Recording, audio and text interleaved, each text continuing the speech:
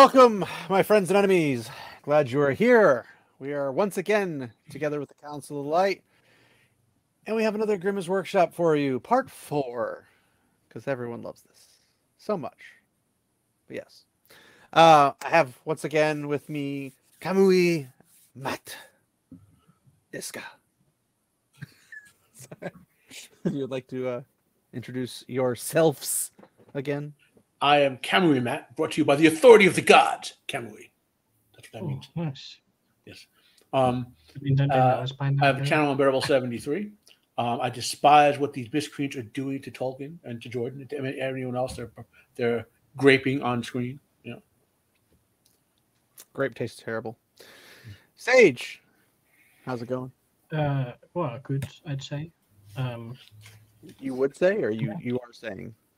Well, maybe both. Sage is a nobody who has no YouTube channel because he's a Exactly.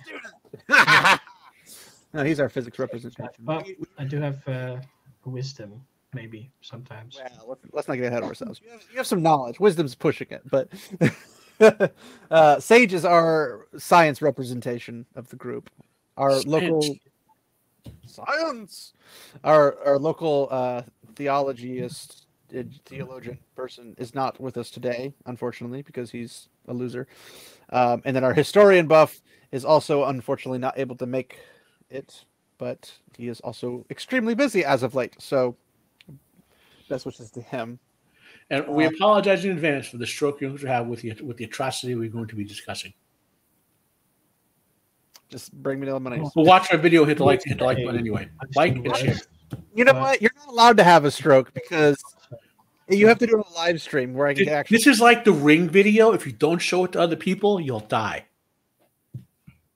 Wait, I mean, I wish that was everything on my channel because then I would actually have a lot more views.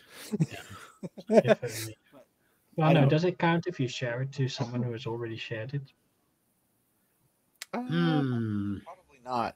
It's probably going to have to let you, like, infest. Yeah, but how would you know? Also, Sage, your voice is a little quiet again. I don't know why. Oh, yeah. Well. Just a little, pump it up just like 10%. Just put it on like a 50% or something. That's good. Over 9,000. Go all the way. Well, no, that's not an option. 9,000! All right. So, today... Max is out 200s. Today's Grima's Workshop, we are brought to the problematic parameters of Elrond Half-elven and Ronald English Catholic by Kristine Larson of Central Connecticut State University. Yes, because as we know, D&D has told us half races are inherently racist, and that's problematic. Well, in this case, she's probably all of that, all the ists and phobes. But I'm going to go ahead and read the summary of it, which is, while Tolkien, when pressed, identified most closely with his original character, Faramir, there are in fact many similarities between Tolkien and Elrond. This essay utilizes the concept of liminality, alterity, and the queer as defined by the privileged majority of their respective cultures to explore the myriad parallels between author and creation. Points of similarity include belonging to a minority population, being an orphan and a twin/near twin, and the deep impact of close homosocial relationships, issues of self-identification, especially important for individuals who reside at the boundary between dichotomous groups, also point to a close connection, perhaps completely subconscious, between Tolkien and Elrond. When can we start talking about how wrong she is? Probably soon. Made that announcement at the very beginning before we even started talking. So let's start with explaining to the audience what Elrond Half-elven actually means. Okay, Half-elven is his title. He's not actually half-elf. He's a full-blooded Noldor elf. It's pretty close percentage. No. He's a full-blooded Noldor elf. Okay, he was half-elven. No. He still has the choice. He could. Fair enough. Yeah, but his heritage is half. No, I'm saying like before he made the choice is that those of that blood, they're all born as elves. They're all born fully in the firstborn, but they have the choice to choose to join the fate of the secondborn, the mankind. They still look like elves. He's fully Noldor, though. In the sense that all because his there's family like some other elven species. races. Well, his mixing. parent. I mean, technically, there's some human in his ancestry, but But there's also like some Vanya probably and some Sindar. I'm trying to remember his lineage. There is definitely Sindar because he's descended from Melian. He's from the Gondolin side, isn't he? No. His parents are Arendelle and Elwing. Technically, yes, but also he's got more. We looked this up, didn't we, last time, Sage? Yeah, we had a percentage on one of the previous videos. Well, his parents are Arendelle and Elwing. Mm-hmm. Elwing is from, with his step in between from Baron and Luthien. Luthien is half Sindar, half Maya. So, correct. Yeah, you're right. I meant full-blooded Elven. Sorry, yeah, you're right. Yeah, it's elf, not Noldor. Yeah, elf. Full. He's fully of the firstborn. Half-elven. There's some Vanya, I think, mixed in from Arendel's side. Yeah, Arendel's side is the Gondolin side with humans, and then the other side is the Malayan and Thingol Luthien side with Baron. So he's got actually two human. Okay. Yeah, because remember, his parents were both also the Heroa, H-R-O-A of an elf and a human is almost identical. It's the Fea, the spiritual part, that's different. Okay, so Elrond is a full-blooded elf in the sense that, like, he's born that way. He's born that way. Well, it's complicated because he's not born like like half elf and half human. Like if your parents are Japanese and say Australian, you're half Japanese and half Australian. It doesn't work that way for elves and humans. Okay, elves and humans are technically the same species. Well, except their bodies are slightly different in that elven bodies are more resilient to maintaining their form. Let's say. Yeah, but they buff the Numenorian, so that's something you could do to a regular human body. Yeah, you can't grant them the immortality because that comes with the soul. But if you have a human and an elf, before Arendelle goes to Valimar, would the offspring be elven soul or human soul? My understanding is that it's elven because of the way the fate works. Yeah, no, that could be. That one's a little iffy. I would also explain why they live longer because, well, a Luthien. Tolkien specifically says while there's no prohibition against elves marrying humans, or men, I should say, not humans, that they're just not naturally attracted to one another. It's very rare and exceptional that a man and an elf. Well, I'm not sure about that. Have you seen any of the elves? I would say. Well, he says that it's not a they can find each other attractive, but they don't instinctively want to marry one another. Yeah, no, that's fair. Yeah, I mean, well, the elves' relationship is like the first person they like copulate with is their spouse for like all of eternity, kind of thing. It's not they don't have like a set up marriage system per se like that we do. But also they marry. Well, I mean, their marriage isn't necessarily like a 30,000 wedding ceremony with bells. Surely. But that's not inherent to weddings. It's the same. Well, it's the same thing as like Adam and Eve in theology. Is like there was no like grand processions and stuff. It was just they are married because God was there, and poof, they're married, kind of a thing. And that's kind of how it is, from what I understand, because I heard some other podcasts and people talk about stuff, and it was more or less there are. I'm trying to think of the proper way to say it.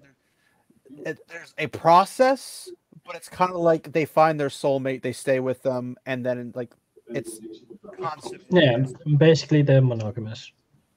Yes, well, elves are extremely monogamous. Like you have to ask to like get divorced, kind of a thing. And there's only one of those recorded. Because the elves know that they're going to be reincarnated and come back to us in the same body. Granted, it doesn't seem like that happens very often, just due to the fact that. Like the first elf to reincarnate was Finrod, Galadriel's brother. Are you sure? Yeah, that's a wasn't it? No, it was Finrod or whatever. Fingal. No, his father remained back home. That's right. Yeah. Then eventually, Glorfindel reincarnates and he comes back to Middle Earth at some point. Glorfindel was the fastest. Yeah, but it takes a bit. Takes long because the one of the Valar has to make the body again. It's Mandos. Well, not Mandos. I think it's one of the female Valar. There's more involved. There's It's process. Does the name start with an L? Because even though his name isn't actually Mandos, that's the halls are named the halls of Mandos. His name is something else. No, he's called Mandos by the elves. Well, but that's like more of an honorific title. They all have many names. Yeah, it's probably Imo, but I'm not sure. Yeah, that point doesn't matter. The point is they reincarnate. We don't have to go down the road. So back to what we're saying with this already off on his bad foot's essay.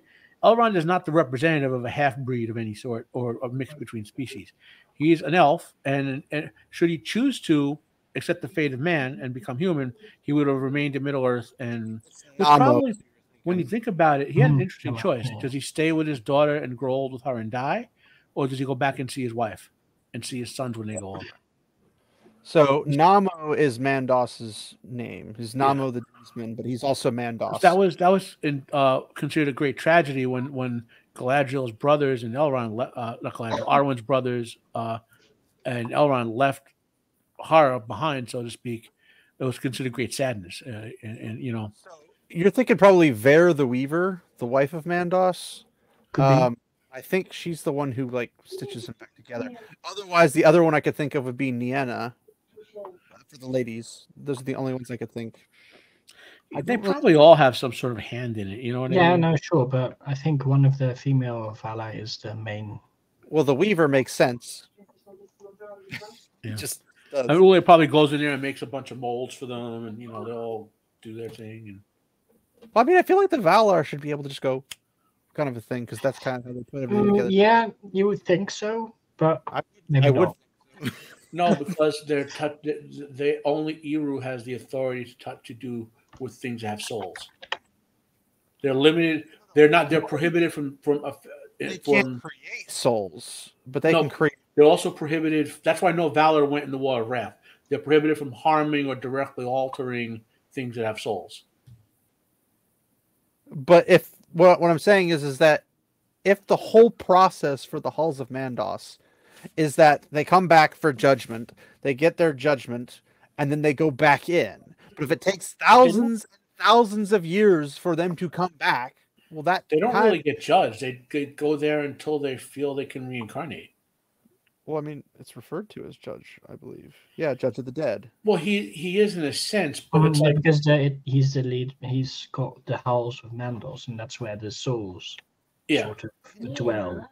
Oh, but it's not like you know, final like because it's fine with Catholicism. It's not final judgment, but he says he also has the responsibility for pronouncing the dooms and judgments of Eru and Ilúvatar under Manwë. His real name is not what he was called by the elves. Doom means fate. Yeah. I'm not saying doom, but judgments does mean judgments. Doom doesn't necessarily, but judgments does. But they don't leave the halls because he judges them. They leave when they're ready to leave. That's why Feanor's mother never came out, basically. She wasn't ready to leave until Fëanor came in there. And then I think she left and Fëanor never came out or something like that. Am I remembering the sequence right? I vaguely remember. I'm trying to remember if I could find the information. But Miriel refused to leave the halls. Like, Fëanor took too much out of her when she was born, and she was so exhausted and frustrated. She was the first divorcee, if I remember correctly. Yeah. And no, I don't think so. She just died. She died giving birth to Fëanor. She died, but then Fëanor's father met somebody else. He remarried. Sure, he would come back, and he wanted more kids, so he wanted to remarry. And in order to do that, he had to go to the Halls of Mandos and basically have her asked to basically break their bond. Yeah, he had to get permission to remarry, yeah. Yeah, and then basically that's how he remarried into everybody else. And that was the funny part, is that that's the one and only, I think, ever time it's ever recorded as, you know, a divorce in the entire thing. Because it wasn't intended to be that way, which is ironically the same theological aspect that the Roman Catholics would be familiar with, Tolkien would be familiar with. Divorce is never meant to be. Well, Tolkien's work is compliant with the Catholic teachings of the time he was living in. Well, I'm saying he would understand divorce to be that way, and whether he was intending it to or not, he would also probably add that the way he would understand it. Yeah. It was taught. But back to this horrible essay. right off the bat, this whole Elrond being a representative of mixed race. I mean, you can take that in.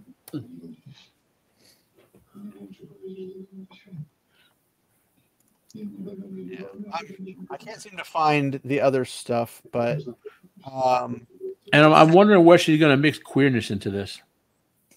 Yeah, that's a good question.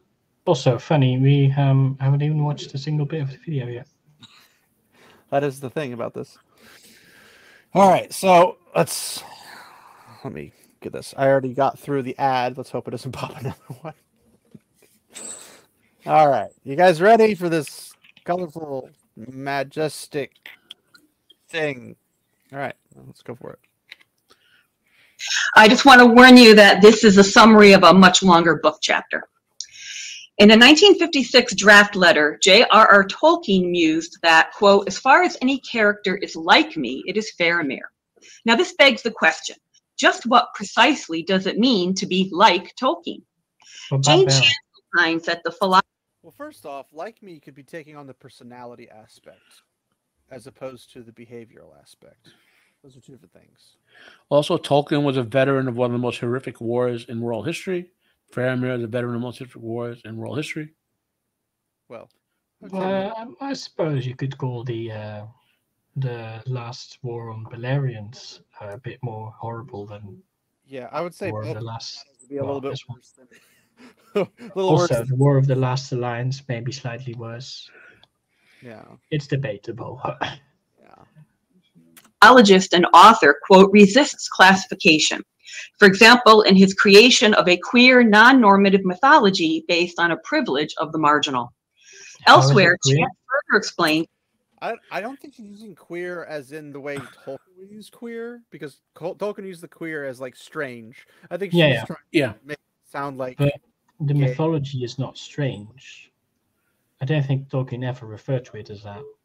I know, that's why I don't think she's using the term gay, or not gay, queer, to mean strange. Yeah, but even if it's entered in this specific phrase as the modern meaning of queer, what is that based on? What does it even mean? We're about to find out, I guess. How is it? I would say from this, as far as any characters like me, it is Faramir versus I am in fact a hobbit in all but size. I think it's more of his behavior is that of a hobbit, but his personality and how he experiences things is more like Faramir. That's how I would interpret that in that regard. Where he's saying I am both of these kind of things. It's like I am like Faramir, and I am also in fact a hobbit. They're two different things because they're one's a behavior, one's a personality / persona kind of a thing. Of Tolkien's tales is his propensity to, quote, make his heroes marginal beings, ordinary and even anti-heroic. Frodo is a Baggins, but half Brandybuck. That is, a family that hails from Buckland, where, as Old Noak says, folks are so queer. It is therefore striking. Because they sail on the river. That's what they don't like. Frodo is Bilbo's cousin and is basically his adopted heir. Yeah. So I don't think she even read the book. She also doesn't understand what reading comprehension is, nor has she ever used it, because queer does not mean media literacy, right? Lesbian, etc. It means they're strange folk because they do things that are strange, like get in the water. And use boats and stuff. Yeah, can you imagine? Like these idiots must think that they think everyone from Bree is gay in a modern interpretation. Yes, well, they definitely would. They're the same ones who look at dark elves and say, "Oh, they must." Well, be it's not Bree; it's Brandybuck. Yeah, Brandybuck. Yeah. But it's like the dark elves aren't dark because they're black. They're dark because they haven't seen the light of the trees. It's a totally different. That's too much context for them. That's also too much intelligence, but that's a different story. That Tolkien proclaimed in a 1958 letter that he was not, in fact, most like Faramir. The worst part is that the colleges and places that these people have their degrees at should be ashamed to have these people in the world.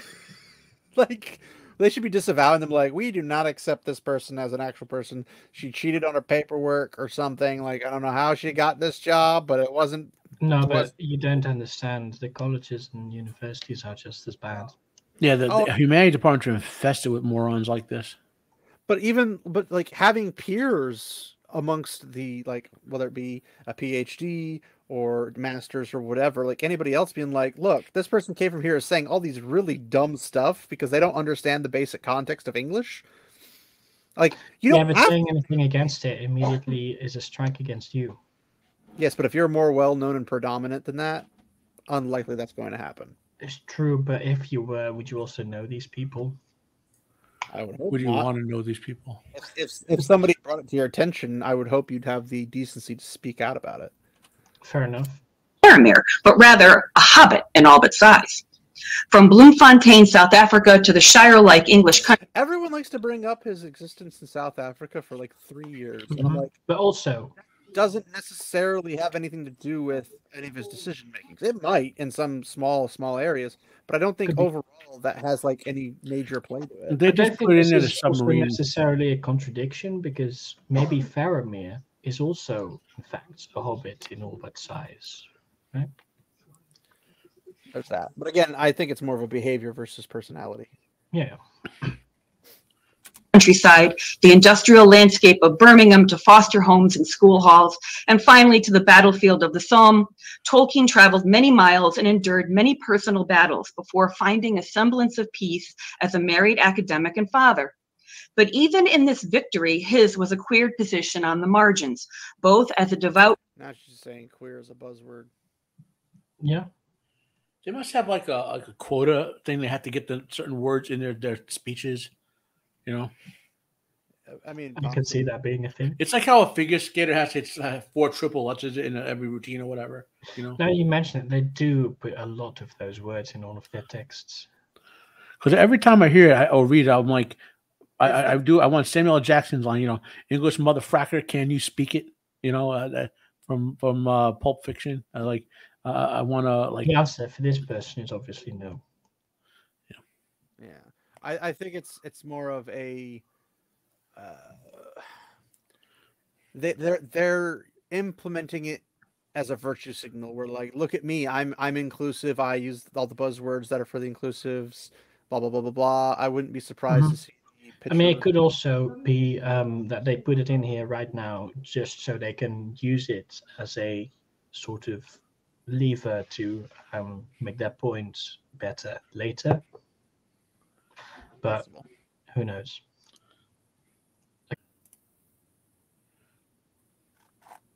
Roman Catholic in a majority Anglican nation and a medieval philologist in academia.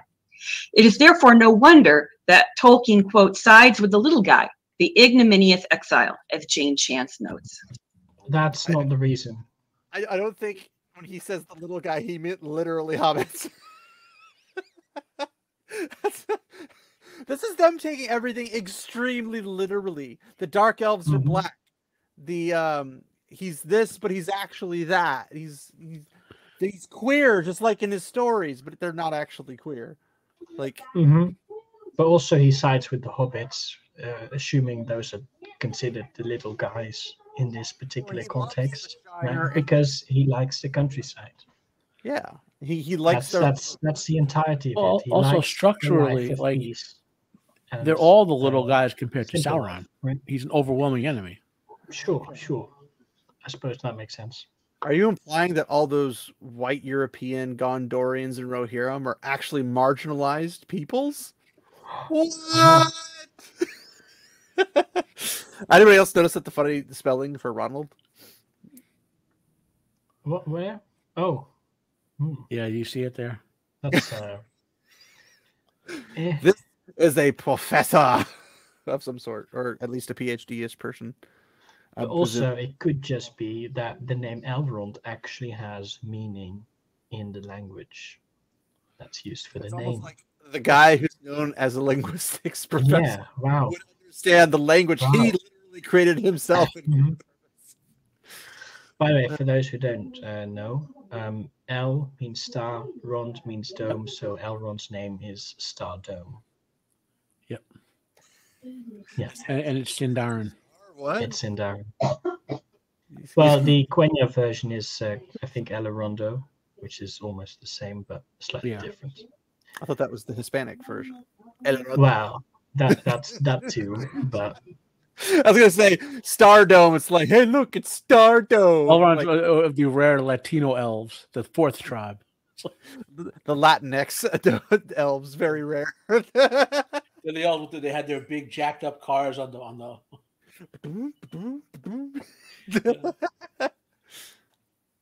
Expatriates play a central role in the great tales of Middle-earth, but one character stands above the rest in this august group, represented through his complex bloodlines and personal sacrifice, the price that must be paid for the attainment of peace and the greater good, Elrond Half-elven.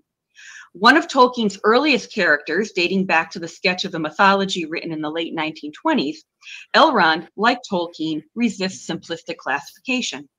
In many ways, he is the most non-binary of all Tolkien's creations. Oh, God. In The Hobbit, he is described... Non-binary? What, really? How? He'd only been married for how many thousand years? Is there something about his wife that we don't know? Well, I don't think so, but I don't think they mean non-binary in this specific sense. They just threw in the words to make it sound fancy and literally cannot be intersectional. Considering it says he.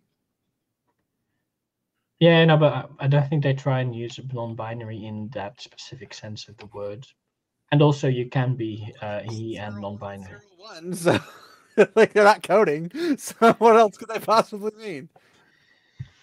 I think this is a case of the word being just thrown in to make it sound fancy, and actually they mean that he's not not exactly the standard normal type of person, because he's half-elven, right? I think they're just trying to insert their own crap onto Tolkien's work. Yeah. I also like the fact that it's like, oh, we don't know much about him. It's like, you literally have 2 paragraphs of description of him. How do we not know anything about him?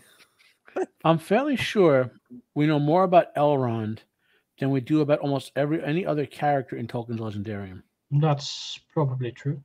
He's certainly in the top 5. Probably. Well, I mean, there might be some other characters that are. Well, remember, you got to count. I'm counting all the stuff in Lost Tales, all the stuff in Infinite. You know what I mean?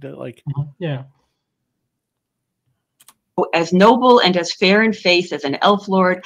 That clearly means he's black. Just saying. As strong as a warrior. As clearly he's weak. Wise as a wizard. Clearly he's dumb. As venerable as a king of dwarves. He's clearly a dick. Dwarfs, and as kind as summer. He's basically winter.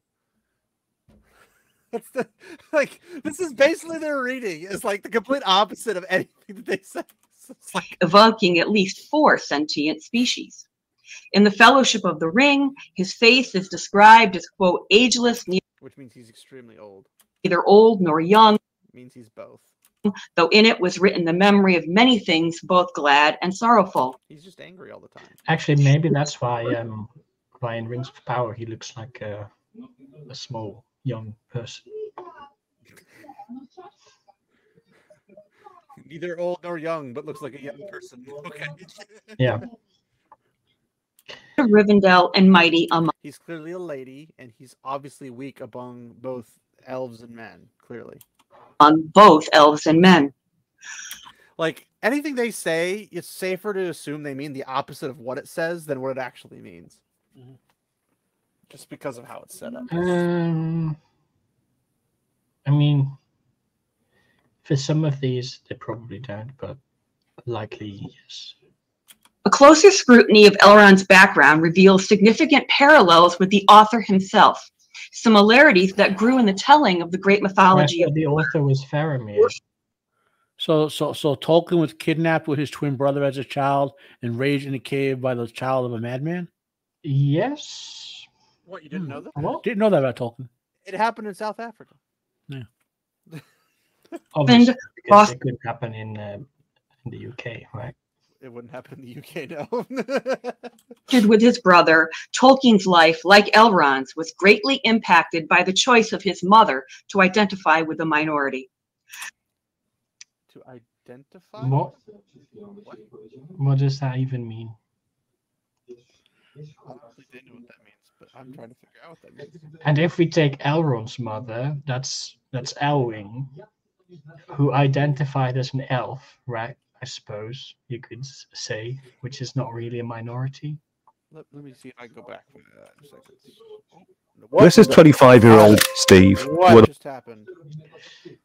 Very professional stream. I freaking hate YouTube. And sorrowful. Ah! It went back, but then it had a hard tech. Okay, let's try this again.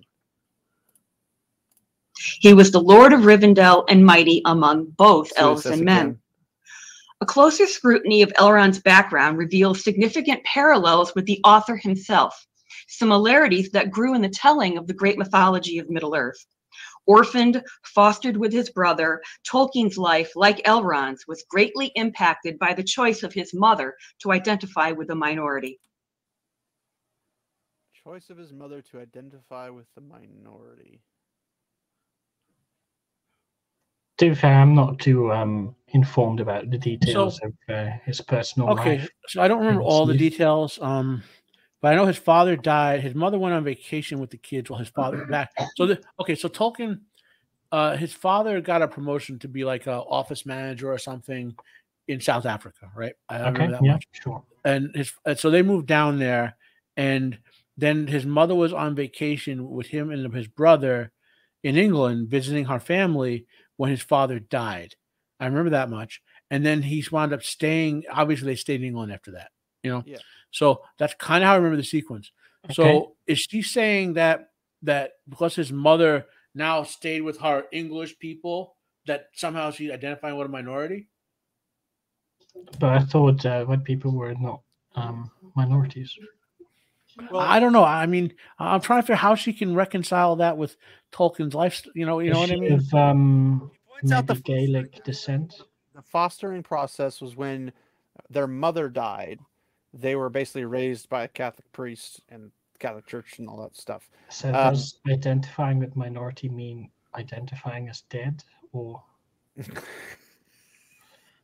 I'm not sure how I can make this make sense. There's no way to make it make sense. That's the whole point. But like, I don't know what it means. I think she's thrown out the word minority to be like, oh, I'm the smart one, and if you can't understand, you're just stupid, kind of a thing. So no one's gonna like try to question her because they don't want to sound stupid. Maybe that's what they're going with. I don't know, but hopefully we'll ask in the Q&A at the end because we know that's going to happen. Asking questions is the opposite.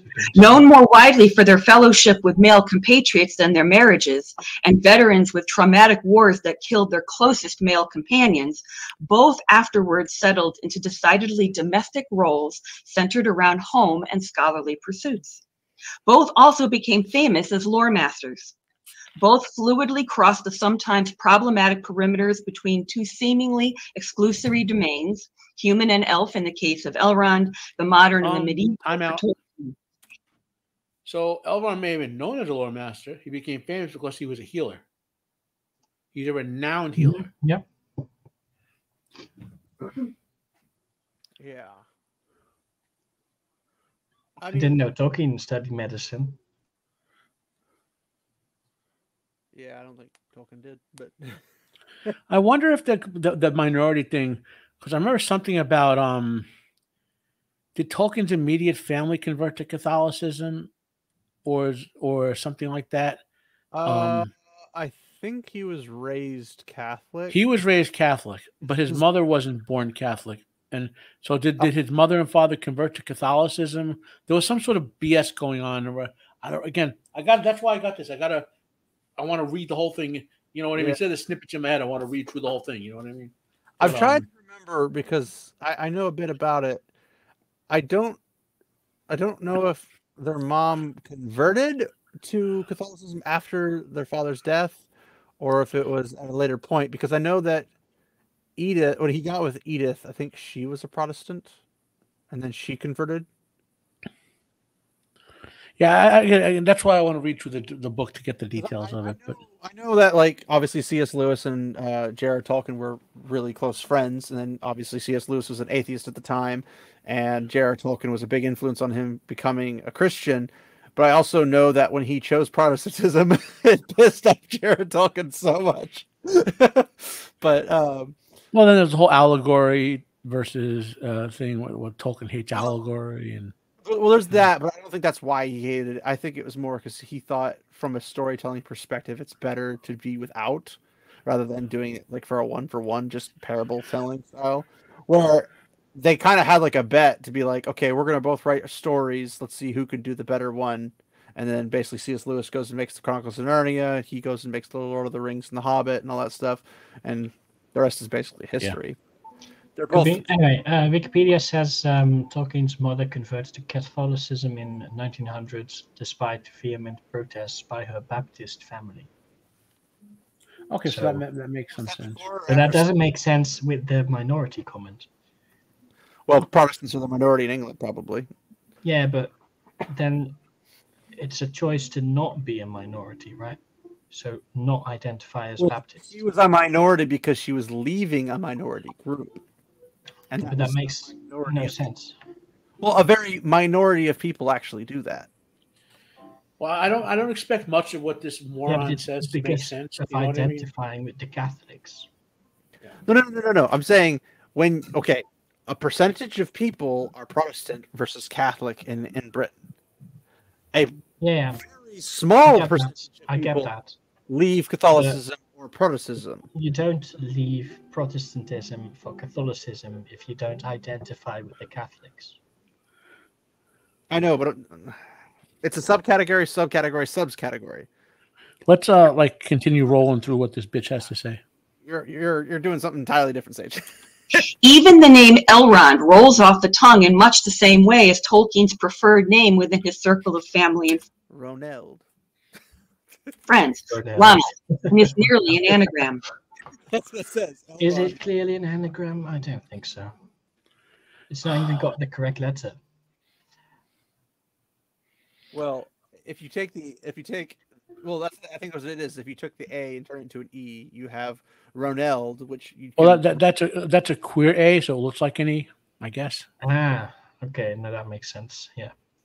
It's super cool. Not only are there important parallels between Tolkien and Elrond's social and familial experiences, but more significantly in the life-altering choices that both lead to and result from such relationships. In addition, I will argue that Tolkien's life experiences are reflected in the details of the most tragic life event endured by Elrond's sons, the loss of their mother, Celebrian. Okay, I would like to point out what we are seeing right now is called eisegesis. But that wasn't the most tragic event in the life of their sons. Yeah. The most tragic in the life of their sons was saying goodbye to their sister forever. Which is pretty tragic. Well, we don't actually know whether they chose to also remain as human or not. No, they went back. That's somewhere, I think, I don't think that's confirmed. I think I'll have to look it up, but it's somewhere in the depths, so to speak. So far, out of every single one of these, and probably the entire playlist of all these videos, what we're seeing is eisegesis. I'm assuming, Matt, I have no idea what that means. Do you know what that means, Matt? Iso-Jesus? Eisegesis. Is it like an isomorphic version of Jesus or something? No, it's more like a Genesis eisegesis. It's a philosophical thing. So eisegesis reads into the text what the interpreter wishes to find or thinks he finds there. Exegesis is which reads out the text of what the original author or authors meant to convey. Yeah. Originalist versus what the other word for it? Eisegesis? So is this related to there's originalists who read, when they read something, they interpret it the way it was originally intended to be written. And then there's a word that means the opposite of original. And I don't remember what that word is. Stupid? No, it's a valid, from an intellectual point of view, it's a valid point to investigate. You know what I mean? But because sometimes people do write things that they mean to be interpreted differently down the road. You know, a lot of poetry is like that. You know. Yeah, but poetry is a bit awkward, right?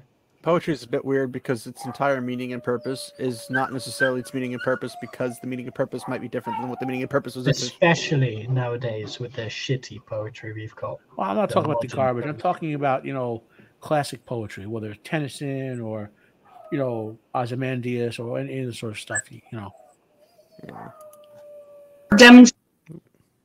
I mean, you should probably... That while Tolkien may have consciously self-identified with Faramir or the Hobbits, it is actually Elrond Half-elven who not only best reflects his creator, but encapsulates much of what was queer in the sense of being non-binary, non-normative, and liminal about Tolkien. That makes no sense. Never underestimate. Oh my gosh. That ad is better than the stupid video. That ad is more accurate to Tolkien than the stupid video. So how is Tolkien non-normative? Any ideas, anyone?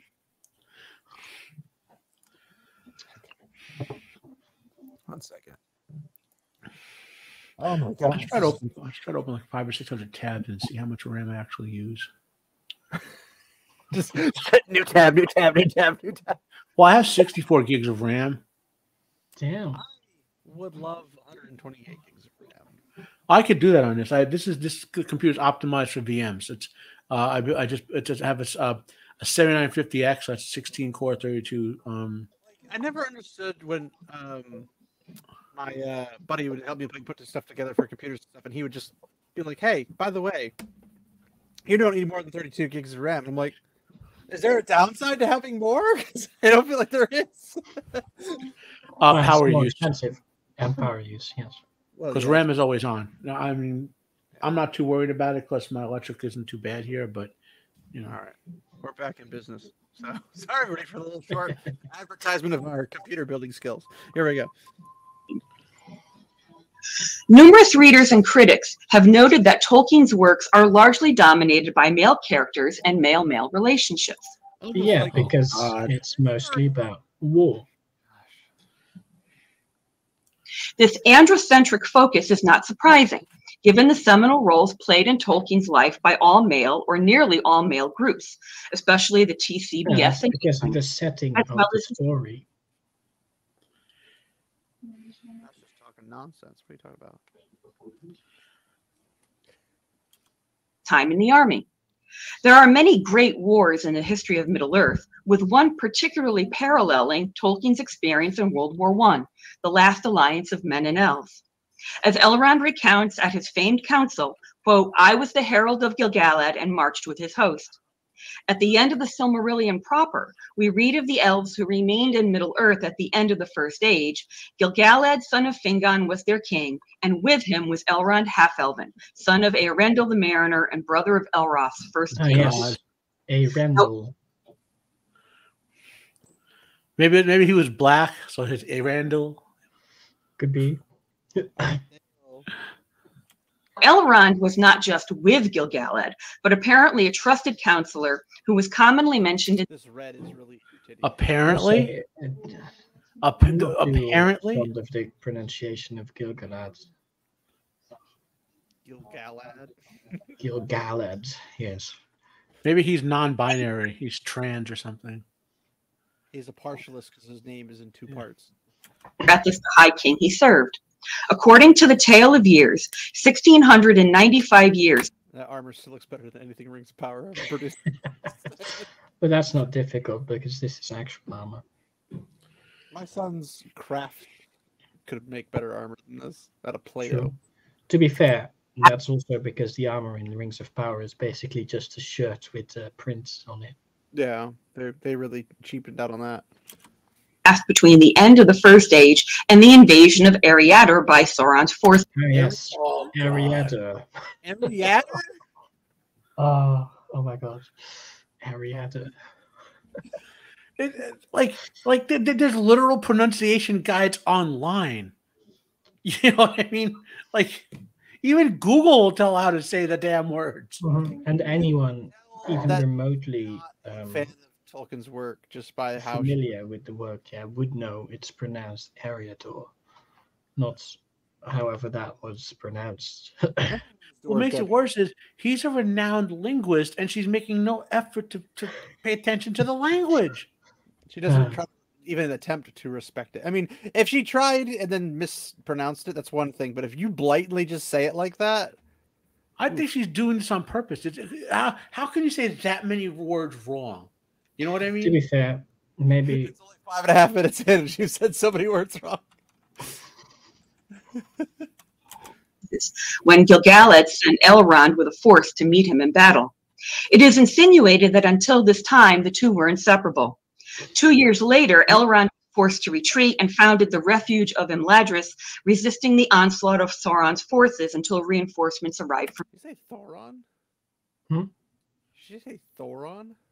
Thoron? I'm not sure. Put it back a bit. I think she said Sauron. I heard Thoron. The onslaught of Sauron's forces until... It sounds like Thoron. No, she says Sauron, but it sounds weird because... Elrond was forced to retreat and founded the refuge of Imladris, resisting the onslaught of Sauron's forces until reinforcements arrived from Numenor. In the aftermath, the White Council decided that, quote, an elvish stronghold in the east of Eriador should be maintained at Imladris rather than at a region. At that time... Whoa. Time out. But Imladris was always... No, not till reinforcements arrived from Numenor. Wait, Numenor? Why are we talking about Numenor? That's what she did. She just said she was for something like she was forced to hide in Imladris until reinforcements arrived from Numenor. Maybe she meant the Numenorians who lived in Arnor and Gondor, maybe? I don't know. So Gil-galad gave Vilya the blue ring to Elrond and appointed him to be his vice regent. Vilya? Is that the ring? Vilya? Yeah. Really? Like, if there's a Tolkien word in this whole presentation, I'm going to butcher it. So, they say Imladris rather than Imladris, which is close enough, I guess. Sauron apparently was misheard. Numenor is correct. That's okay. Not the pronunciation. You can't really mispronounce Numenorian though. It's pretty obvious. True. But Vilya instead of Vilya. We're dealing with a California professor or whatever. Was it Connecticut? I don't know. Could be.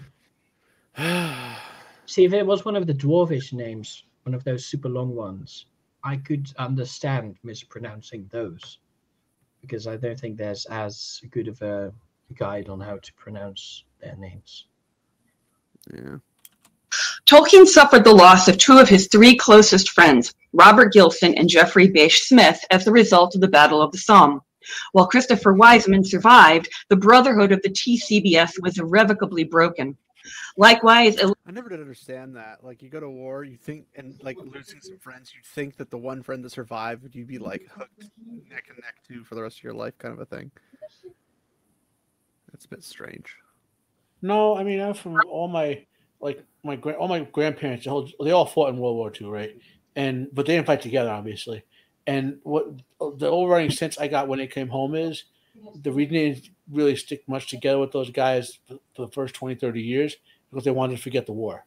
Mm-hmm. It wasn't until 30, 40 years later when they started dying that they started getting back together with the DAV and old timers type stuff, you know? Yeah. I feel like I wouldn't care about the war aspect because if I have to forget my friends or my family in order to forget the war, then what's the point at that point? Like, I don't know. It just seems weird to me. But I'm a logical thinker. I'm not an emotional thinker. I don't. The thing is, from the emotional side of things, I think experiencing war. There's a lot of human experiences you really can't understand until you've done them.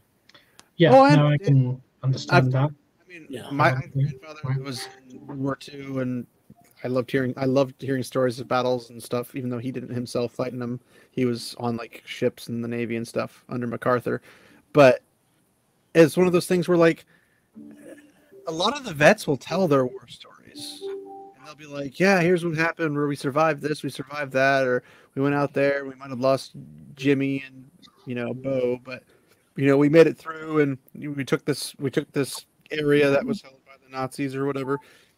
Like you do that kind of stuff, and then it's like, why would you'd be buddies with them? Why would you just be like, you're dead to me, and like never ever talking to them again just because of the experience? Because like obviously, people going to war, but like I'm gonna have a horrible experience. Why? Because it's war.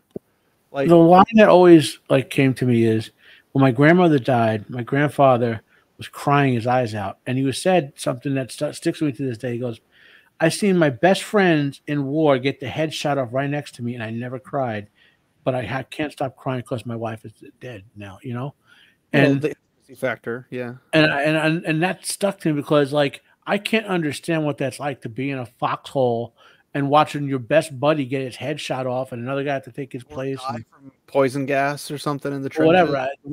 That's not an experience I could relate to, but like you have to, it's like, but there's other, it's like being a parent. You can't relate to being a parent until you become a parent. You know what I mean? That's why I'm saying that, because, you can't relate to certain experiences unless you have them because they're just life defining in a way. And, like when your 2-year-old gets pushed by another kid, you want to like take the kid outside and execute them.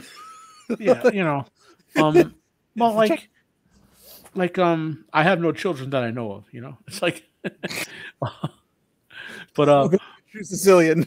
Yeah, but like, so not wanting to see your when you initially come back, like not wanting to see the people in the war, that to me always came across as they want to forget the war. Then 30, 40 years later, guys started. My grandfather wasn't very mobile after the age of 60 because of disabilities, but a lot of guys he knew from the war would come and visit him because when they're in their 60s, they had gotten kind of past the war, if you know what I mean, and they all want to see their old friends who are still alive.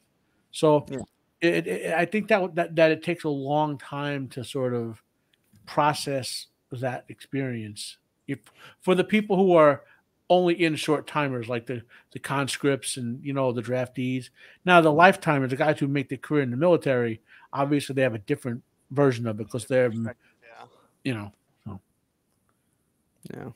Endil and Gil-galad, brothers in arms as the leaders of the last alliance, died in the assault on Mordor, while Isildur and Elrond, their respective seconds in command, survived.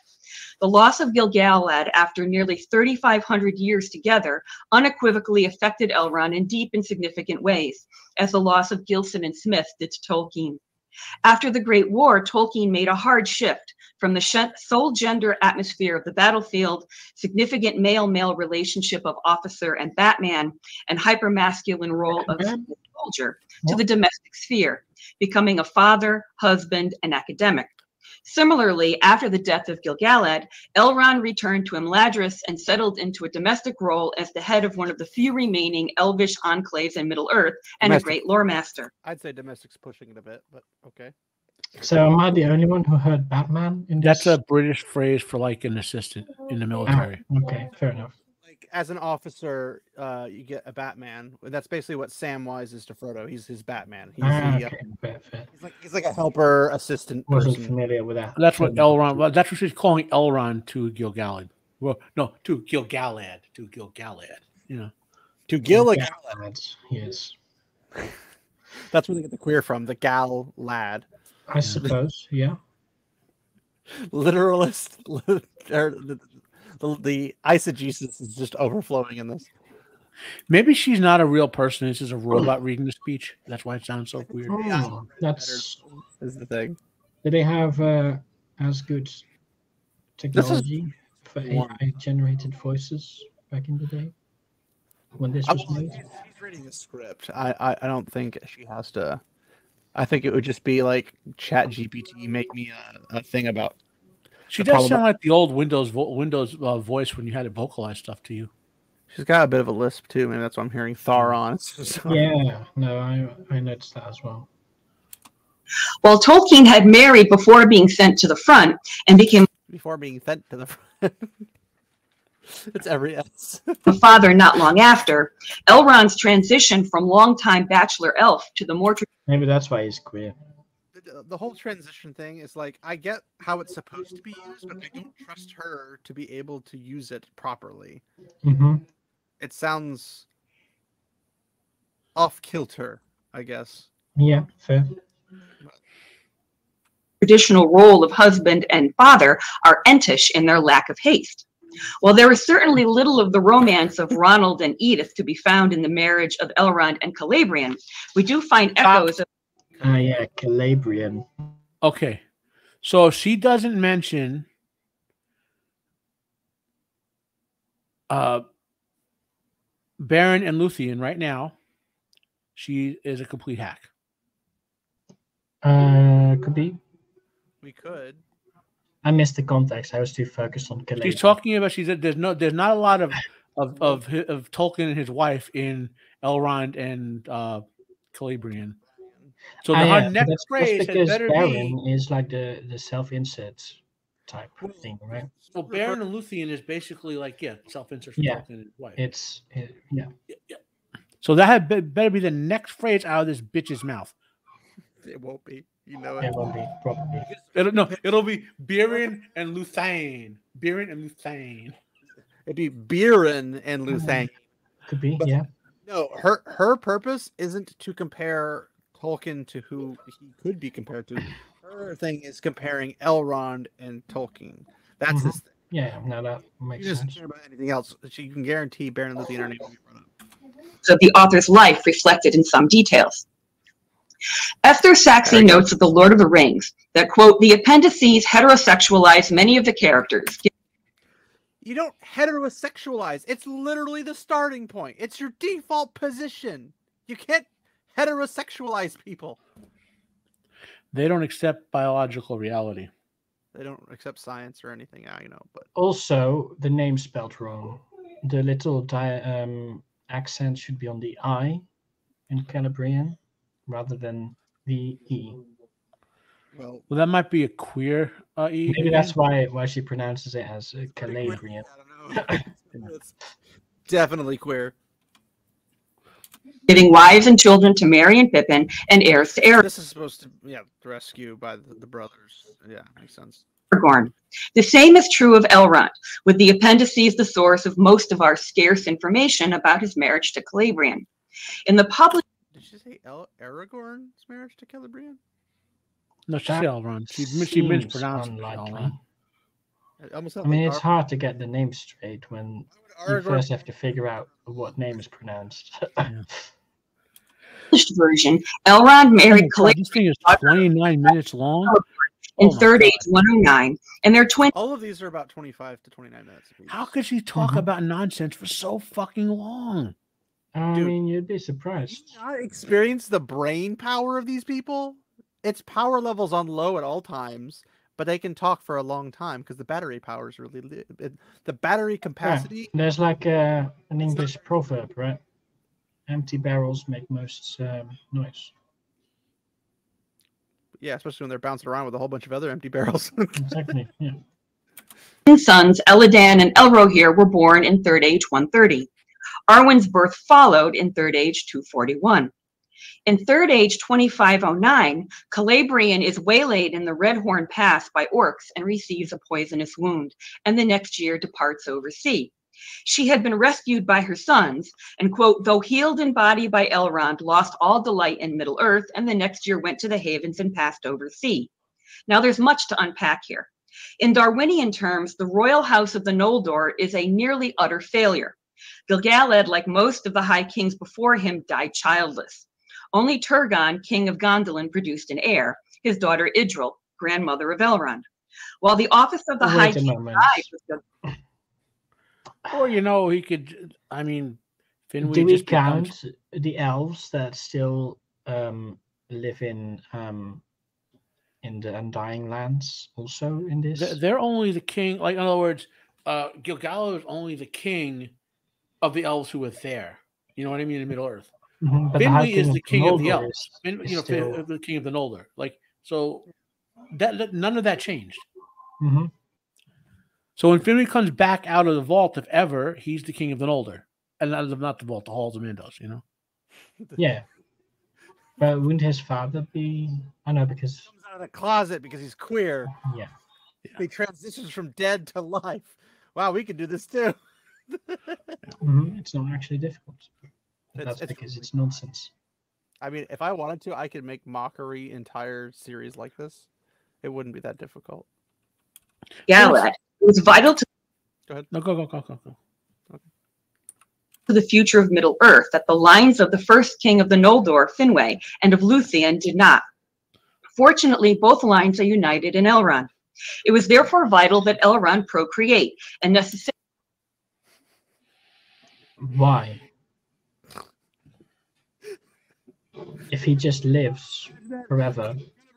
We must procreate. No, It's like that only applies to the elves humans live because forever. elves live forever. It doesn't matter. Well, I mean, how else are you going to populate your armies if they're all dead? Well, you just call on Valinor and have them send over their mighty host.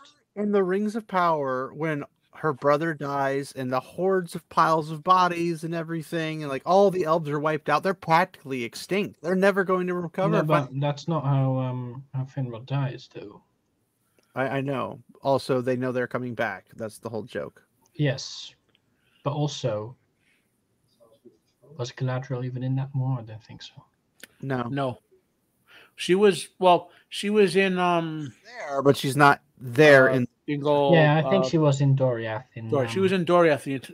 Basically, after she came over, she went to Doriath. Was it with what's her name? Melian. Yeah. Melian. Thank you. Yeah. She's with Melian for a large portion of that time frame. And then she falls in love with Celeborn. Celeborn, yeah. And then and she works behind the scenes, like, you mean to support. Celebrian? Is that how you're talking about? No, it's Celeborn. Celebrian, that's what I said. No, that's the daughter. Generally, in the eye. No, that's Kelly Bryan. Kelly Bryan. Kelly Bryan and Callie Bryan. They're two different. I see. Very different. Yeah. It's almost like they're related. Of the strict Roman Catholic Tolkien first marry. In all of the drafts, Elrond does not marry Celebrian until over 2,000. Celebrian. Well, at least she's saying it with a cuss down. We got something out of it. Give her. Yeah, well, if it was like from Brooklyn, Jersey, or something where it just like everything gets warped naturally by her accent, but she's like doesn't really have an accent outside of maybe a lisp. So I don't understand how she can be butchering it this badly and not have an accent.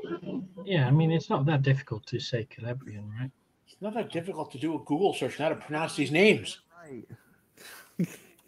Years after the death of Gil-galad, reducing their physical marriage in Middle Earth to a span of only a few centuries. Elrond was either 3,500 years old in the published version or over 5,500 years old in the drafts when he became a father. The latter date would have further queered his assumption of the tradition. She's not just using the word for literally everything. It would further queered. I think that was supposed to be cleared. I think it's awfully queer that she's saying it that way. True. I think it's awfully cleared that she says it that way. So she spent what, like hundreds of hours putting this together and didn't spend 10 minutes Googling how to pronounce the names. Yeah. I honestly also fundamental misunderstanding of the nature of immortality. Putting this together. This looks like it was made in a half an hour. Yeah, no, I can see that. Yeah. I think she spent more time on the art, but she probably. So then again, I've made presentations in less time, and they ended up better than this. Yeah, but you don't have a PhD. If you had a PhD, then it would get worse. Fair enough. Don't ever get a PhD. Yeah. Yes. So you never use words like queer and non-binary in all your physics papers now. Oh no, I just use transition. That works. You have non-binary quarks, queer quarks. Like if you become a professor and you're grading pages, this is a queer. Actually, I suppose queer quarks could work since one of them is called strange. Right? So that's what I'm saying. It's like you're like grading paper. You're like, this is a queer answer to give me.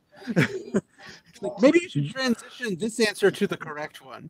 Yeah, no, but transition actually works because we have a lot of phase transitions and stuff happening. A lot of queer people. What? Dark energy matters. No, it doesn't. For as Tolkien explains in the Laws and Customs of the Eldar, the elves normally marry and procreate within their first century of life. Calabrian's limited role is similar to that of... I don't know. Do we know what age they fully become adults? Do they gradually accelerate? I don't think we know that. We know that elves don't believe in getting married during wars. They know they're immortal, so they don't. They marry for their whole life because they know they're immortal. Mm-hmm. So if elves are immortal, they don't have to eat for their battle, so their supply lines are pretty light. No, right? That's not how immortal works. It would be nice though, but just remember all the lembas bread and it's they don't need, right? They don't need sleep, right? I heard that from D&D. They don't. Yeah, that's right. They do trance instead, and they remember all their past lives. So that works. So they what is it? They pull an echo. Yes, yes. They can sleep. Why would they? Not according to the 5th edition handbook. No, I'm saying Tolkien elves. Yeah, but we were talking about. They don't have to do this because I heard about it from D&D, and they're like, oh, I know. I exploit that so much when I would play D&D. I'm like, I'll take watch all the time. I need to meditate for an hour. Exactly. I'll be in a trance if you need me. Well, then you need to do 4 hours of trance. Yeah. Well, for a long rest, not for short rest. For the titular character of Farmer Giles of Ham, who.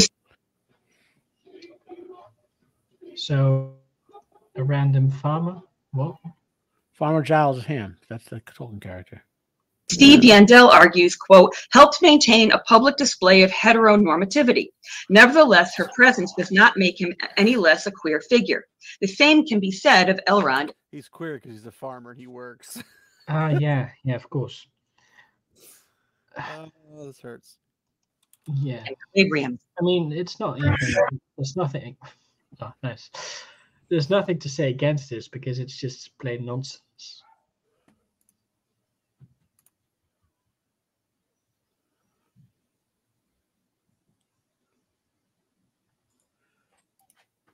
Did it break? No, I have to get the ad. Yeah, the ad has to go away. The ad. Maybe the ad's truer to Tolkien than that is. I mean, saying Elrond is not heteronormative is like saying my wall here to my right, I guess, on your screen, is blue. It's simply untrue. You can see it because it's actually yellow. Is it blue or is it gold? That's a good one. Yeah. Remember how they like to rename things? So that's like sage blue now. Yeah. No, that's fair. Let's get this. In the Legendarium suffer the tragic loss of one or. When she says Legendarium. Oh wow! No, fuck. Not this. This has to be. That has to be like a Microsoft Windows voice robot read. There's no way this is a real person reading this. Thank you. Legendarium. Presentation, fellow humans. I mean, I could understand not knowing the pronunciation of the names. The Legendarium. I mean, to be fair, I didn't even know what a Legendarium was until I heard the Legendarium of Tolkien. So, well, yeah, but it never came up. But knowing what the word is, which obviously she does because she said it, you should know how to say it then. Oh, that's the wrong button. More parents and are fostered by a father figure. Most familiar to readers, of course, is Aragorn, who after his father's death was taken with his mother to dwell in the house of Elrond, and Elrond took the place of his father and came to love him as a son. Elrond himself was fostered along with his twin brother Elros by the sons of Feanor. In some versions, no, stop, time out. While Elrond and Elros were kidnapped by, was it Maglor or Maglin? Probably Maglor. Could also be as hostages along with him, but they were sort of raised. One of the brothers was going to leave him to die, and he said, "You should leave those kids to die." And the other one said, "They're just kids," and then eventually start to like them and train them. It's more like I turned into a medieval hostage situation rather than a modern hostage situation. Yeah, they were literally hostages. But of the medieval kind, not of the medieval hostage situation. Be like, I'm going to trade my kid to you or your kid to me to prevent war between us as a hostage. But then they were kidnapped. They weren't traded. They were kidnapped. I know, but I'm saying the hostage. So taken captive by Maglor and Maedhros. Yeah, and one of them wanted to just leave them in the cave to die, and the other one eventually said, was a little sympathetic and didn't want to just leave them to die. Then he they were raised by Maglor. So yeah. Eventually, Maglor, his paternal instinct kicked in, basically. Endil was on one of his many sea voyages. Decided, let's leave them behind. From that, makes sense, maybe. Uncle Maedhros, no. And therefore never met their father. Both Elrond and Tolkien had few memories of their fathers, and also lost their mothers under tragic circumstances, being orphaned at a young age. The sons of Feanor attacked during Eärendil's absence. Elwing. This is a different pronunciation. Now it's Eärendil. Eärendil. This has got to be a computer voice. I don't know. Pickle? It became Eärendil. Is that a pickle? It's an Eärendil? Possibly, I don't know. Fucking hell. Oh my gosh. Jumping into the sea with the Silmaril. She is reunited with her husband, and they sail west seeking the aid of Thank God she didn't try to say his name. the Valar. But they with a heavy heart, believing that Valar, guys, the Valar. Like totally the Valar. Totally the Valar. Years old would be slain. Similarly, Tolkien was separated from his father when he was only 3 years old, moving with his mother and brother from South Africa to England, with his father dying a year later. Interestingly, in many versions of the timeline, Elrond and Elros were also 4 years old when their father died. Tolkien's decision, or went to the heavens, I should say. Tolkien's decision to make Elrond and Elros twins is an interesting one, further queering Elrond by disturbing the normative. How does this queering? What? I think because they use queer here in the context that it means everything that is not the exact average version. I think they used the word queer like the way the Smurfs use the word Smurf. Could be. I think that makes perfect sense. Yeah, no, I can think about it. They insert the word queer into like every sentence multiple times, and like. It's like, and just imagine Smurfs do it. Be Smurf like this is Smurfing behavior by making them twins, just like when they were Smurfed in real life. When his dad died and they had to Smurf back to England. Now we use the word queer in that sense, and it makes sense. I don't see what's saying it. Yeah.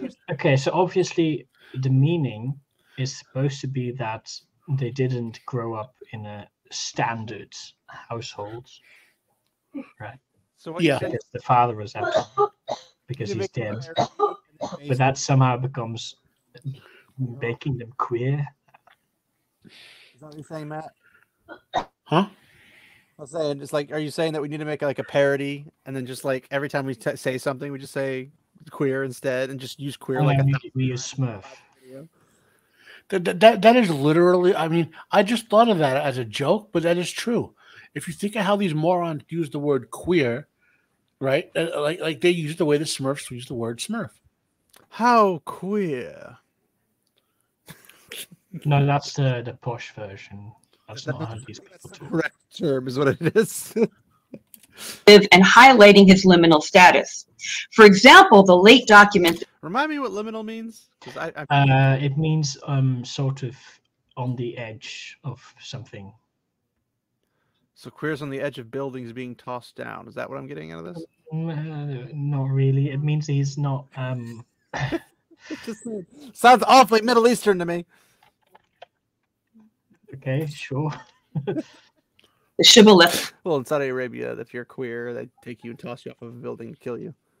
Basically, it means he's on the outer margins of society, let's say. Outcast, the better word, yes. Probably, yeah. Feanor notes that twins are, quote, a very rare thing among the Eldar. The youngest sons of Feanor. A very rare thing does not mean impossible. It means rare. Yeah. And if they're the twins, and they're the only twins we know of. That would make them rare. No, but they're not the only twins we know of. What are the other twins we know of the elves? Well, I think there are many. Well, maybe not many. That's there will be a lot simply because there are a lot of elves. People don't realize how many elves there are in the Undying Lands. True. There's literally hundreds of millions of them. But you could have hundreds of millions of them, but not have a whole lot of twins. There could be 1% of 1% of 1% twins. There'd still be tens of thousands of them. I'm saying when you live 1,000 years and you have 10 kids, they don't all have to be in the same spot. They can be spread out a little bit. All I'm saying is that she's so divorced from what's in the setting that she's saying stuff that's nonsensical just based on well, I can't say a cursory examination of the setting because obviously we know more than a cursory bit of the knowledge of the setting. You know what I mean? But it's just, and she's and yeah, I'll give her a point on saying, well, Elrond, Elros, the age with Tolkien and his brother. I'll give her some points on some stuff like that. To be fair, because maybe Tolkien was thinking of his own childhood and how young him and his brother were when they lost their father and all that. I could see that element of it, but she's not going there for that. She's trying to use that as a brownie point to just lob queerness into everything. I think you kind of nailed on the head when you said she's divorced. I think she probably is. Divorced from everything. And queer. And are one of the few examples. In the primary world, twins have historically been considered with both awe and suspicion. Now, Ronald and Hillary were technically not twins, but were only born 25 months. I always tease my wife that, when we have kids again. Technically not twins, only born 25 months apart. That's like a 2-year difference. Yeah, they're not technically twins.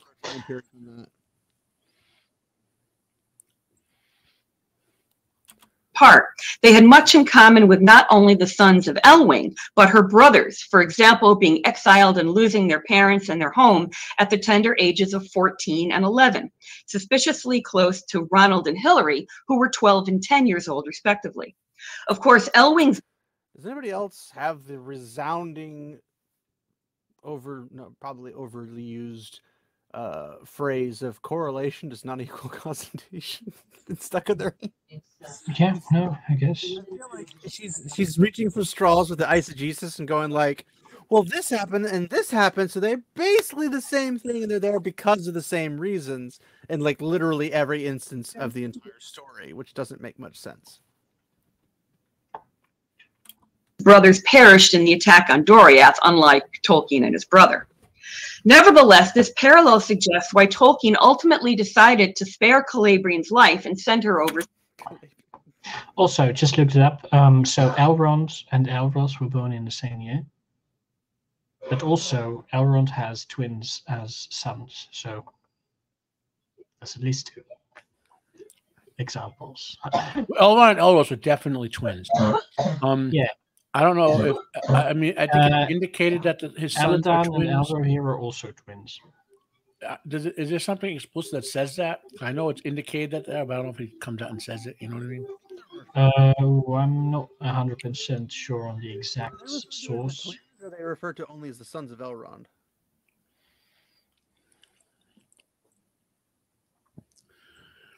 I mean, it's highly likely they were twins. I would agree. I just don't know if he 100% says outright they're twins. But Elrond and Elros are definitely twins. See, perhaps Tolkien was hesitant to so burden Elrond, a character with whom he closely identified, either consciously or unconsciously.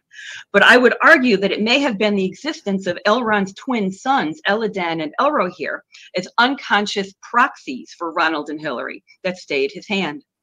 Perhaps this is also why he left their fate unresolved, leaving open the possibility that they could eventually sail west, unlike their sister, and be reunited with their mother and father. Such a possibility would have certainly appealed to the young boy in Tolkien. Why was which twins is he talking about now? Elrond and Elohir, the sons of Elrond. Elrond and Elohir, the sons of Elrond? Yeah, basically their fate's kind of left open.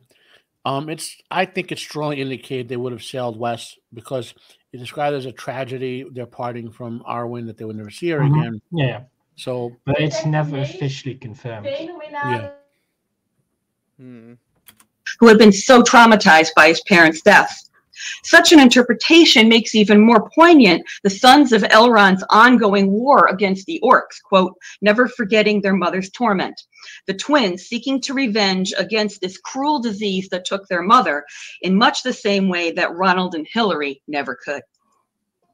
Now, throughout these important first 50 or so years that define Elvish youth, Elrond lived among the exiles, first the refugees of Gondolin and Doriath, and later with the sons of Feanor.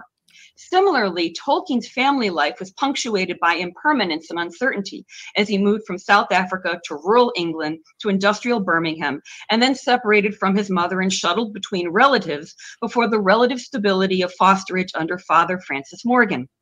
Elrond's first real sense of permanence was in the Second Age, first with Gil-galad and Eregion, and especially upon establishing Imladris. It sounds like she's saying, yes, region. A region. Which region? A region. A region. No, but specifically it's a region. Later famously called in The Hobbit, the last homely house west of the mountains. Oh my gosh. Nice. Valley Sports will be more accurate than she would be. Everything is more accurate than she would be.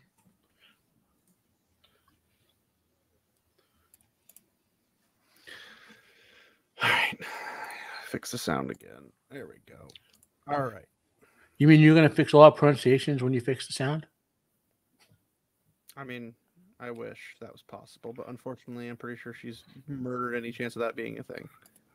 Elrond's heredity was also non-normative by Middle-earth standards.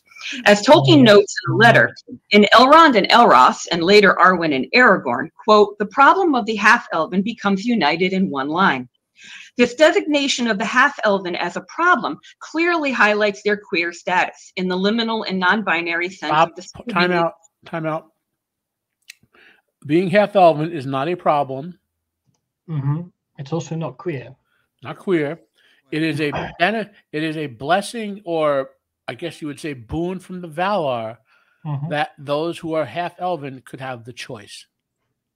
Well, a boon from Eru and the Valar, I guess you would say. I mean, I suppose you could see it as a problem as making it awkward in terms of lifespan, maybe.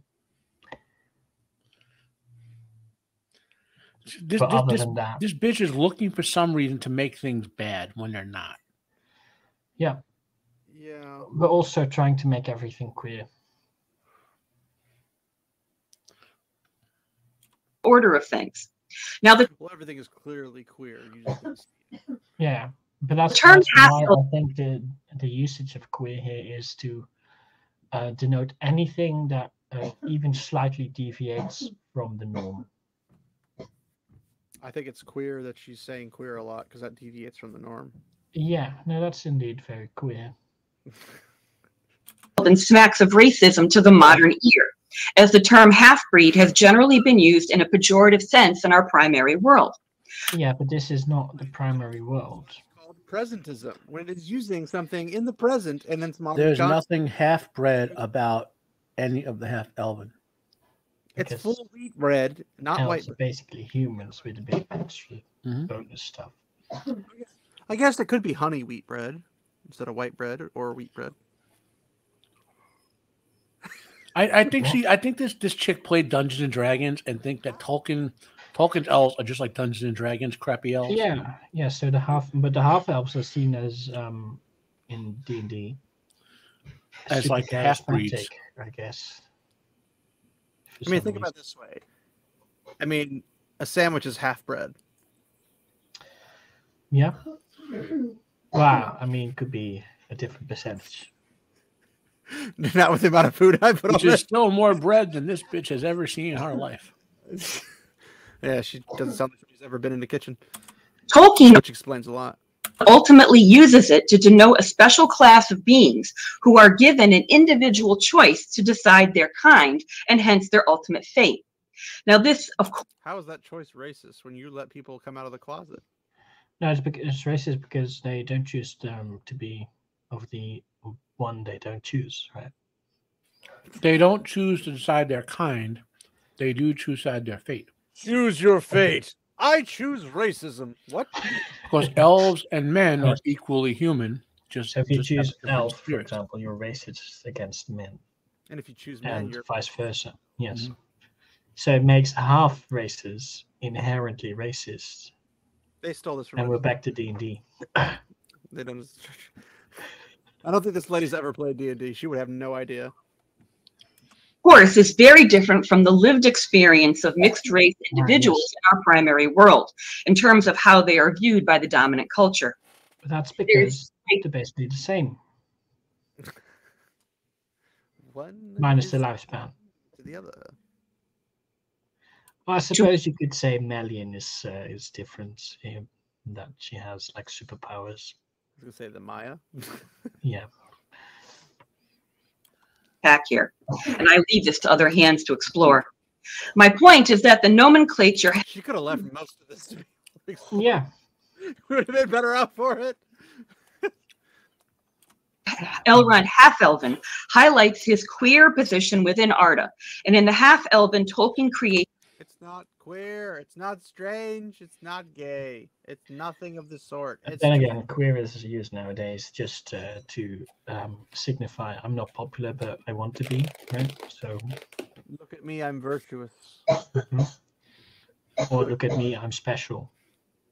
It's definitely the only thing she's special in is special. Yeah, no, it isn't actually, but that's what people who use it think it is. No, I'm saying she has to take a special bus to get to work. Sure. The short bus. You probably don't know what I'm talking about, do you? No. You Europeaners are just weird. You guys are queer, is what you are. Yeah. You're queer folk over there. Queer folk. Queer, eh? He's a bit queer, isn't it? Kind of alterity. The alterity that derives from perhaps the ultimate exercise of individual free will in Arda, defining one's mortality. Daniel Timmons explains that Tolkien's personal... Not exactly how I would say it. Look what they're referencing now. Oh, hey. I know this one. Look, Matt, look. Well, let's see what the bitch is going to say about this. View of free will derives from. I'm warning you, bitch. Be careful. Be fucking careful. Free will over their own destinies, quote, albeit founded within cosmic order, i.e., the will of God. And I'm gonna need you like that half-bred. Sorry. Important examples of exercising free will in Middle-earth range from Melkor and his desire to change the music of creation, and continue through Miriel and her son Feanor, Turin, Luthien, and her descendant Arwen. The exercise of free will by women in particular is not only central in Tolkien's fiction, but his life. Not only did Edith choose to break off an engagement to marry Tolkien, but the most important choice by a woman in his life was his mother Mabel's decision to convert to Catholicism. Promotion, a domino effect that ultimately led to his meeting Edith, who also made a choice to become Catholic in order to marry him. From his earliest appearance in the sketch of the mythology, a likewise momentous choice was given to. Edith had to make that choice. Why is it important that Tolkien was Catholic for that meeting to happen? So, what the story is, Protestants and Catholics are not on the greatest of terms at the time. Yeah, no, I'm aware. So, in order to be in good standing with the Catholic Church, basically the father that was taking care I get that, but stuff.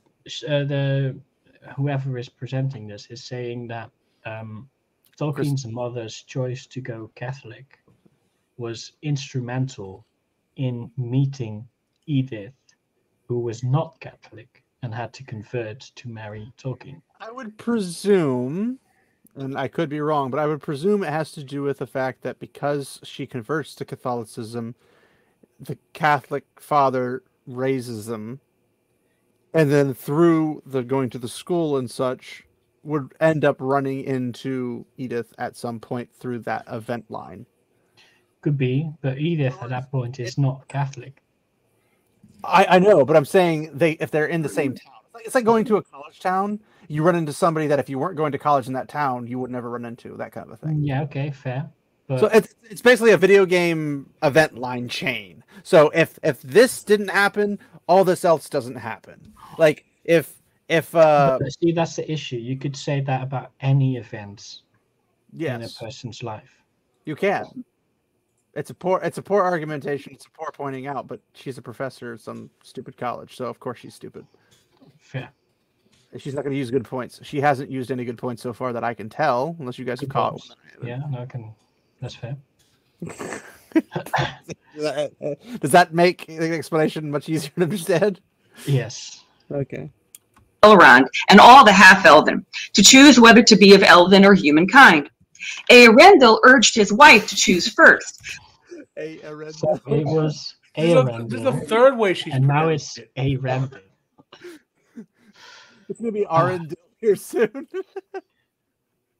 Well, Arendil. And when she elects to be of elven kind, he follows her lead, despite the fact that he would have rather have been human, like his father.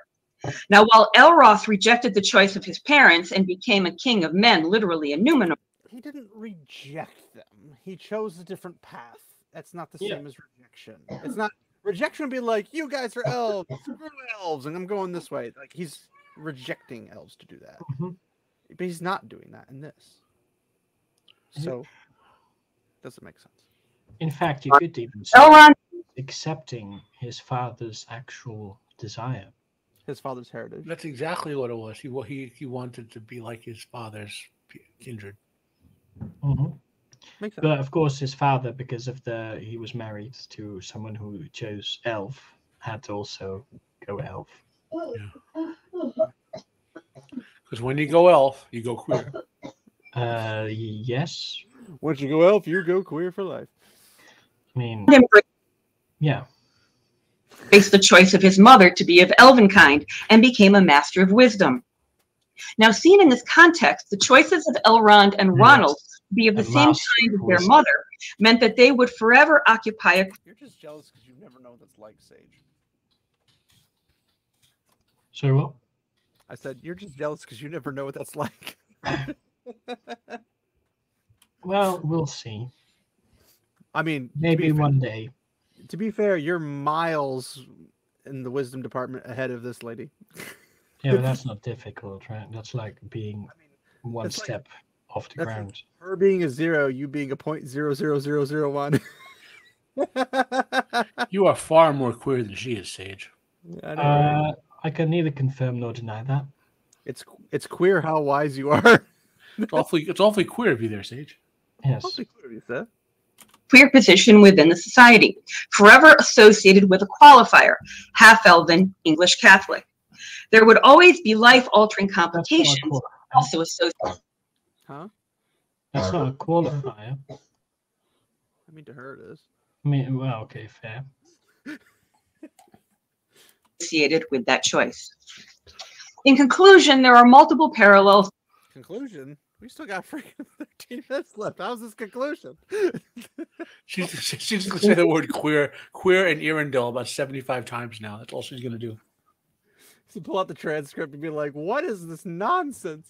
Experiences and life choices of Tolkien and his fictional creation, Elrond Half-elven, many of which highlight their liminal, non-normative queer status in their respective society. That was what we call a queer word salad. Like she's queerly, she is making word salad. Queerly, I say unto thee. These include their identities as orphans, twins, foster sons. She says identities as orphans. So basically, if you're an orphan, you're queer. Like does that mean you could choose to identify? If you're a twin, you're also queer. Well, it's like what else was that? I forgot. Well, no, as she like they show their as their identities as orphans, like they have a choice in that matter. Like, if your parents are dead, being orphan means being queer. That's the message of this video. I mean, I think the message of this video is that she's queer and obsessed with the word queer because she'll just queer everything. That's true. Other words. And their life-altering decision to honor the choice of their mother as to be which kind. The Silmarillion reports that, quote, in all the days... They didn't choose the same one, so they can't be both honoring it. You know, she may have something there, because think about it. So Naruto is an orphan in Naruto, which made him queer, and they hate him because he was queer. It all makes sense now. Yeah, now you mention it. Queer the entire time. And because he's queer, he has the wolf spirits. I mean, it was his limitless non-heterosexualization that caused all this queerness to begin with. I have no idea what you just said. It's all the word salad she's using, everything. I was gonna pull like a Gary from Nerdrotic, where he's just like, the quantifier establishment of the parameters are absolutely something going off on Reddit things. Yes, yeah, I can see that. That's basically what she's doing. She's trying to sound smart, but she's not. And one of the things that it's bothered me about like a lot of philosophers, theologians, and scientists, in the terms of like the realms of religion, philosophy, and science, is that they always use the biggest word possible, but they can't possibly squish it down into a layman's term. It's like, if you can't translate this into a layman's term, you don't know your own topics. Well, sometimes there simply isn't a layman's term, right? Then you create one, or you create a comparison or something, or at least qualify it by saying this isn't a perfect example, but this is as close to what it is. Yeah, but for example, let's say we are talking about a quantum field. There's not really a layman's term for that. Well, you just call it a queer. You just call it a queer field. Sure, I can. Yeah, okay, good point. Field of quantum thermodynamics, queer thermodynamics. There you go. Well done. It's just a queer. It's a field of queers instead of a field of dreams. Yeah, no, I can see that. Of the Third Age, after the fall of Gil-galad, Master Elrond abode in Imladris, and he preserved there through many lives of men the memory of all that had been fair. And the house of Elrond was a refuge for the weary and the oppressed, and a treasury of good counsel and wise lore. Cannot the same be said of Tolkien's home, or the Eagle and Child, where Tolkien distinguished himself as a scholar, teacher, mentor, mythmaker, and inkling? In other words, a lore master par excellence. Elrond not inkling, because he's part of the Inklings. His three other friends and him were the Inklings. Okay. Well, it's just it's a name they gave themselves, the Inklings, like okay, like pen ink. Interesting choice. Yeah, there's a whole story behind it. You can look that up. Only sired the even star of his people, but gave birth to and fiercely protected a domestic sphere tucked away in the valley of the Bruanan that provided a much-needed sanctuary to all the peoples of Middle-earth. Ronald was not only father to 4 children and professor. You okay there, Matt? No, that's the names. The name. Bruanan. It sounds like a craft beer. Yeah, no, thank you. I mean, you gotta leave her alone. She's a half-bred, remember? Bruanan. How do you get Bruanan out of that? If you're like a Microsoft voice simulator, that's what you do. Yeah, okay, sure. Hey, when you're a professor of this caliber, just remember the leather strap is the eye of the anus. The eye is the leather strap of the anus. I don't remember which one it is. One of those two. To his students, but father, mother, and foster parent to an entire secondary world, in the process teaching invaluable lessons to those of us otherwise trapped in our primary one. Yes, clearly not to the person who gave this presentation. Like that and turn it into a trans allegory or something. Chris Vaccaro and Yvette Kaiser remind us that in Middle-earth... I think I'm slowly getting the whole Elrond half-elven and Ronald English Catholic is because he's half-elven. He chose the Catholic side like his mom. Just yeah, like I couldn't see that. The elven side as his mom. But like you could have said that in like half a minute and be done. I know, but that's in the title of the actual video. It's the title. Okay, I didn't see that. Problematic parameters of Elrond half-elven and Ronald English Catholic. It's just kind of weird. But why is English in there? Because he's always been English. Because the Church of England versus Catholicism. Yeah, but you wouldn't call that English. Well, the Church of England was English. It wasn't Catholic. Yeah, okay, sure, it was English, but because it was in England. Because there was... The actual thing is called Anglican. The church, yes. Well, she doesn't freaking know that. You expect a professor of her caliber to understand the basics of things? Okay, yeah, no, not really. Well, wise and benevolent characters see through the veils of culturally constructed binaries and are the better for their expansive, even cosmopolitan awareness of the world's diversity. It was through their positions as... Should we add a a counter for the number of buzzwords that are used, or bingo or counter, either one could work. Maybe looking that up for next time. Well, let's hope the next time they're not doing the same word salad, just cramming in there as much as they can. No, but we get to check, right? In case it has a thing, we have a counter back at that point, maybe. It's like bingo. Even if we have to manually keep track. Well, why haven't you keep track, Mr. Physics dude? Well, no, because we've already got past the middle of the video. Earendil three different ways, none of which is the correct way yet. Yeah. I bet if she tried to pronounce the correct, she'd be like Arendelle. Yeah, but then it still wouldn't be correct. So I know the joke. That is the joke, Sage. Thank you for ruining the joke. You're welcome. You are the joke. No, I think Kristine Queer Larson is the joke. Kristine the Queer Larson. Beings as queer compared to the majority positions of. We just finished saying diversity. Not like 5 words later, we're at queer again. Yep, we really should have had that counter. That queer counter has to have been what? We're at like 20 something. No, I took a shot every time she said the word queer. I would be dead right now. Yeah, here it goes. Drinker would be dead right now. Like, oh my God. Their respective societies that Elrond and John Ronald Rule Tolkien ultimately Oh no, he's in trouble. She said his entire name. She's probably also mispronounced that. John Not Ronald. too sure about that. Their personal pain and suffering into. Notice that she says Ronald English Catholic, not John English Catholic. Because she's going for that stupid analogy between Elrond and Ronald with the queer A. Yeah, because Elrond is clearly an anagram for Ronald.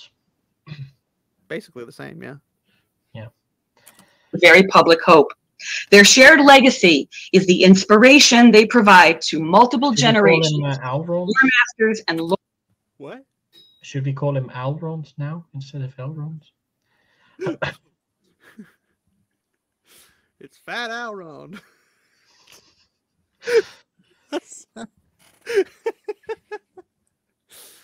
I'm having way too much fun for how stupid this is.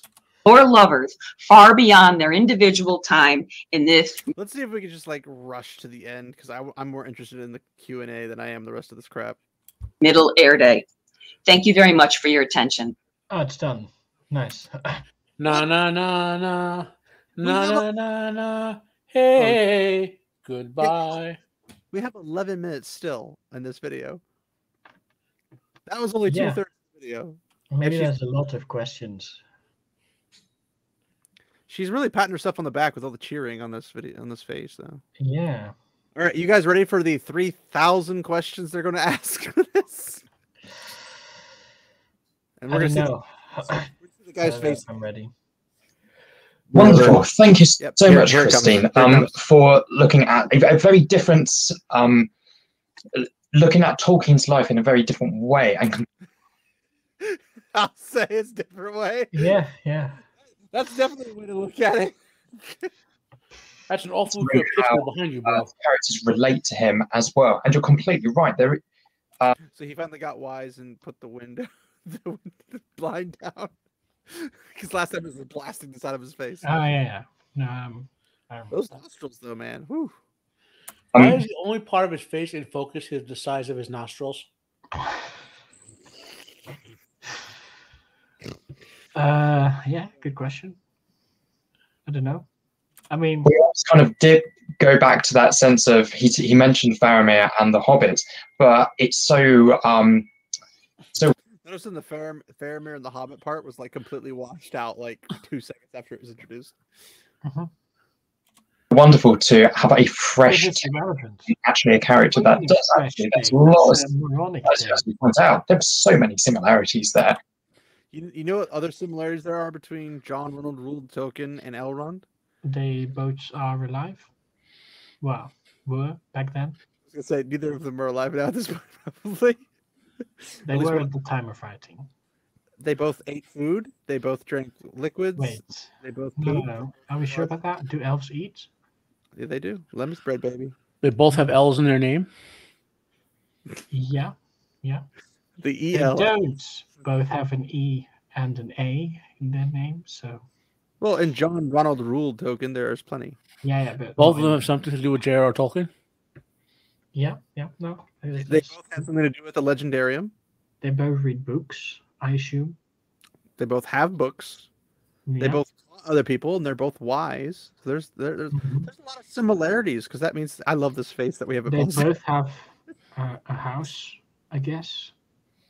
They have a fortress. Oh, this face is great, though. This is like. Is he an orc? Yes. He's he's not black, so it can't be. So, brilliant. Thank you very much. Now. Well, no, it's because he's white that he is an orc. That's how that works. Rings of Power. Questions. Okay. Changed to being white people. He's already burned a whole minute just monologuing that little piece there, just so just sniffing her ass, basically. Such a professional. Everyone is. Seminar. Here we go. Right. Okay, so question number one. Question number one. Here we go. Okay, all right. So, yes, question number one. Questions. I love questions. Questions all around. Which is the queerest pronunciation of Irendil's name? I think it must have been queer. If a queer. Erendil. That's it. Having grown up as a Catholic in England, so the questioner can attest that this was to be a somewhat reviled other in a land one could arguably claim to have rightful rulership. Doesn't this better describe Aragorn / Strider than Elrond? And are there not other parallels? The parallel sounds more like a disease, but yes. Yes, because like Aragorn, Tolkien was actually descended from the king. Black Númenóreans, man. Yes. There's again so much to unpack here. I think that yeah, I can see it. Totally unbiased, people.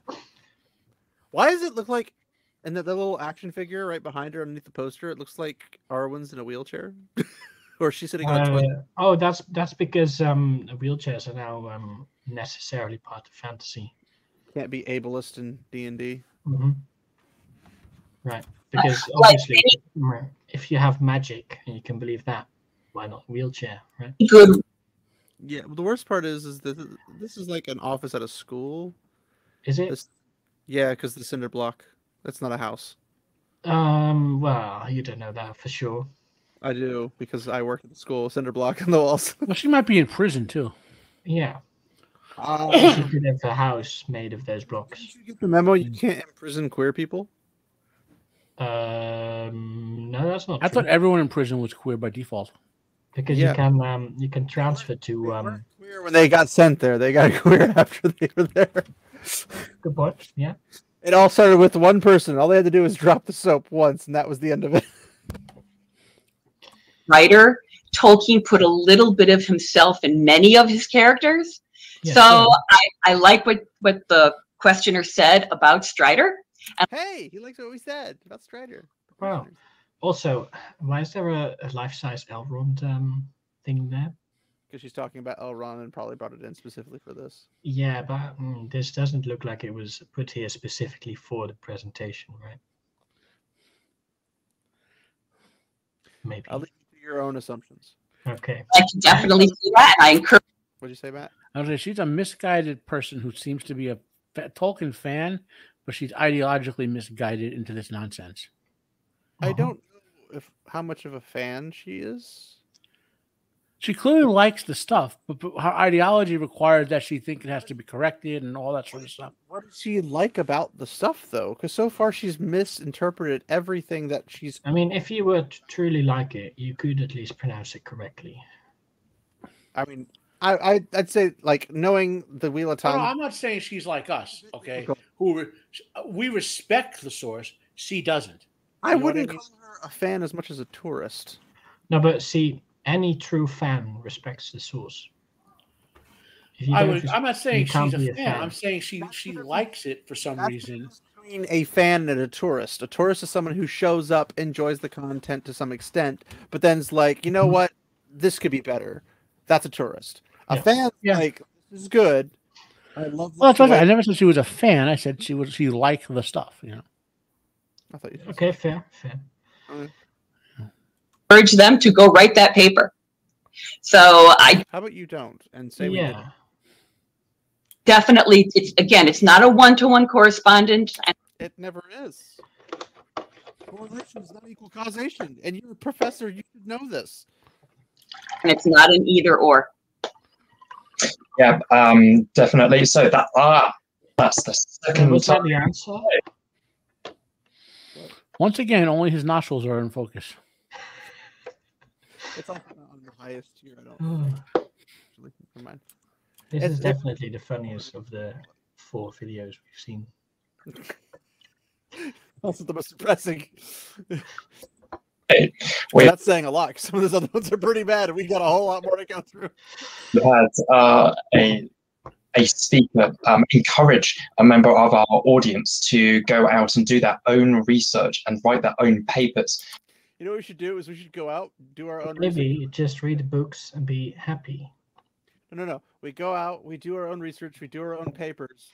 We go to the next Tolkien Society and say, Kristine Larson from 2021 encouraged me to write this, and just completely debunk everything she says. Just be like, that could be. No, but that assumes we can get in there. Oh, we could just be like, hey, I have this great paper on Tolkien, and just completely mislabel it, and then just like, oh, sure, come on in, and then. Well, they're so dumb that we could probably write a paper that completely rips her apart, but by doing it from the perspective of someone further from the left from her, so they can't say anything about it. Yeah, I found Larson's paper to be extremely anti-queer. It did not live up to the standards Professor Tolkien set with his queer icon of work, The Lord of the Rings. His unheterosexualized, voluminous. It completely ignores the racial aspects in the half-elven situation. And she's completely racist towards half-breeds, and half-breeds taste extra delicious with mayonnaise and turkey slices. She ignored the fact that Maegor human trafficked Elrond and Elros. This would be legitimately fun. Like, I mean, if I had the free time, I would do it myself, probably. Yeah, but I can. We can just be like, all right, anybody in the Tolkien sphere that thinks this is crap, somebody want to like passionately take this. I could see Gadfly doing this, honestly.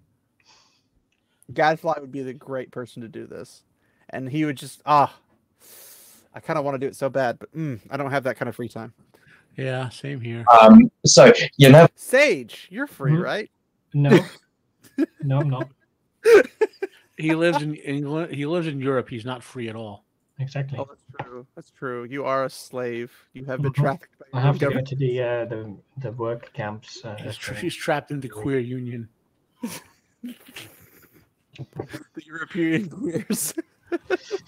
But no, we might have a paper on this in a future seminar. So, first question. He said it'd be absolutely wonderful. There we go. What?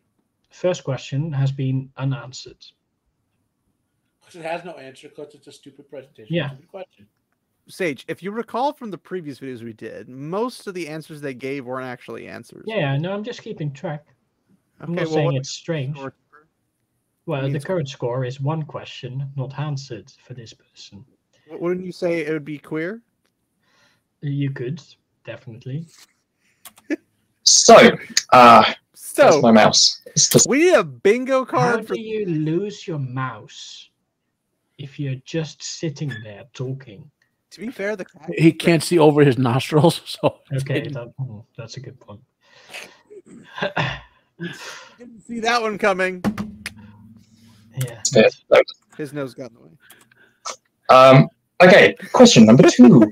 Okay, so thank you for these thought-provoking. I would like to clarify for the audience All ad hominems being made were not anything to do with his argument, just the silliness of his appearance. Just pointing that out.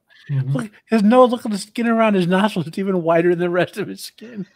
It also doesn't help that he is like. Well, does he put like suntan lotion only there? Like, why not? I mean, that is a pretty common thing nowadays, honestly. Comparisons between Elrond and Tolkien, as I'm sure you know. It almost sounds like he said Elrond. Mm-hmm. That's his okay. So he says, "As I'm sure you know." That's part of the question, right? Do we assume this person knows? Know that you don't know what you're talking about. Queer. Yes. As long as you say queer in the sentence, it's all good. Scholars have previously suggested Father Francis Xavier Morgan as a model for not only Elrond but also Thingol, largely since both figures qualify as guardians of central characters, and both also opposed, albeit later relenting, their relationships with their daughters.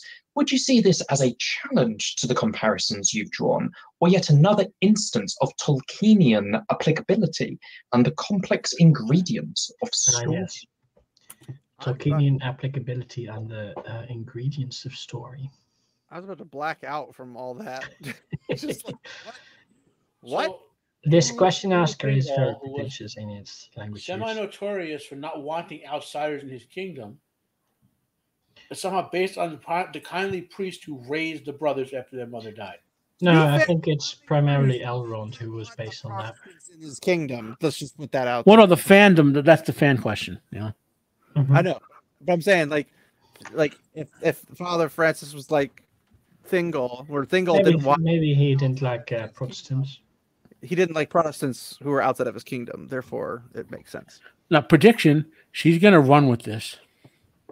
Yeah, but it completely debunks her point. I hope she doesn't run. I hope she wheelchairs herself out of that, because that would be great. City, but this implies that Elrond is not actually a stand-in for Tolkien, but rather Father Francis. Completely in opposition to the thesis of this seminar. Let's see what the answer is. I think it's definitely the latter. I have a two-part paper in Amen Hen, and Luke can find out faster than I can, on fosterage in Tolkien's works and the importance. What does Amen have to do with fosterage? Nothing. It's the question has been dodged successfully. Of fostering and how he brings in a lot of Anglo-Saxon and Norse fostering law in that. So what is fostering law? Don't know. Also, it does. She's trying to refer to the fostering custom from Germanic cultures and somehow conflating that with whatever the hell she's talking about. Yes, and also dodging the actual question. Yeah. I would little self-plug, go read the paper on that. But no, I definitely, one would expect that Father Morgan would be in there somewhere. And, that again, I definitely agree with this whole thing about, the marriages. And I think that the marriage of Aragorn and Arwen is, you can be flippant and say that she's appendix girl. Right? Because in the books, Arwen is mostly in the tale of Aragorn and Arwen in the appendices. But there... Yeah, because not everything is part of the main story. I think she's coming at this This is more like an epilogue. It's coming from a perspective of, if it's going to be a part of the story, it needs to be an entirety of the story. So far, the only thing she has done to address the question is when she did what I said, when she's gonna just go with it and say yeah, and then she moved on. She said yes, there's definitely some parts of Father Morgan in there. That's it. I'm now talking about a completely different topic. To believe that every story, and this is a common thing for tourist fans, is that they want to believe that everything is percentaged into a story. So there's 10% queer, 10% this, 10% that, 10% this. There's 10% diversity. There's 10% this, 10% white, 10% black. Okay, I'm not sure what you mean with 10% diversity / 10% queer. No, like there's everything's a percentage, and they're all equal percentages. So if you have men, then there's equal representation of women. Otherwise, it's a bad story. That kind of thing. Okay, yeah. So it's like the equity approach. It's like a check. It's like a checkbox, but in a pie chart, split into equal sections and each equal percentages. And if you have one, in order for it to be any good, it needs to have an equal representation of all those other checkboxes. Yeah, that's fair. I mean, it's stupid, but I can see them believing that. Well, that's why they would believe this, because that's stupid. What? Believe it. There's a whole lot there because of all of the weight of the history behind it. And in Tolkien's life, it's similar because his marriage to Edith, I mean, it's obviously not as much baggage as, thousands of years with Elrond or with Aragorn and Arwen. Did you call him Elrond? She called him Elrond. Elrond, yes, nice. Is that her private fantasy name for him? Elrond. Elrond. Does Elrond romance her on the side? We don't know. Elrond fire. Oh gosh! I mean, I even had something on this, and then I just I was gonna say she just debunked her entire paper that she just wrote because she says. Did she write it? No, she did. Let's go back. No, sorry, yeah. No going back. No go back, Steve. Much baggage as, thousands of years with Elrond. No, it's definitely Elrond. Yeah. This does not this correlation does not equal causation. She just debunked herself. Yeah. Okay. Oh yeah, because it's not the same. Because it's not. It's not the same. Then it's like, well, this instance isn't the same. It's like, okay, so it's not the same. Thank you for proving our point. And Arwen, but to Tolkien himself, there was so much momentous that brought him to his marriage to Edith. So much momentous. And again, he liked her. He wanted to date her. She was engaged to somebody else. Well, in her defense, so he beats the other guy up. Elrond right now, not Elrond. Or Elrond, as she calls him. I'm just ready for Heaven Rand to show up. Heaven Rand? What? Heaven Rand, sorry. No, that's our Elrond's father. Heaven Rand is what happens after Elrond is done.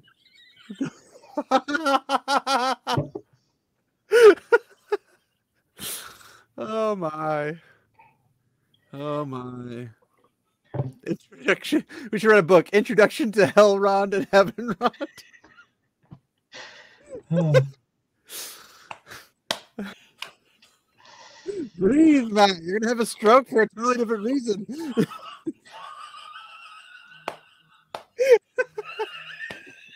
All right, people, we gotta see it live.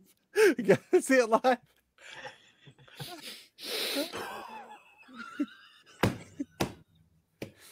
Oh, that's great.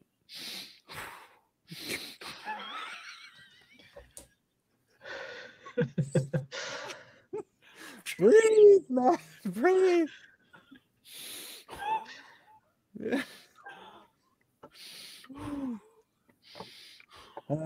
Breathe in, breathe out.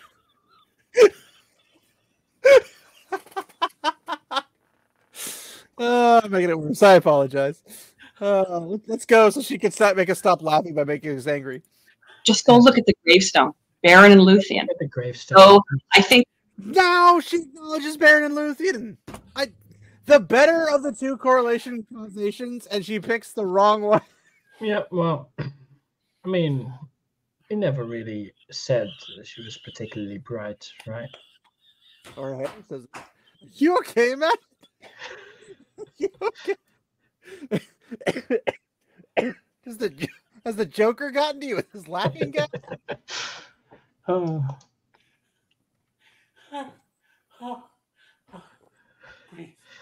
Breathe. Think about that battered nostrils. Breathe. I'm not sure that helps. I'm not helping. I apologize.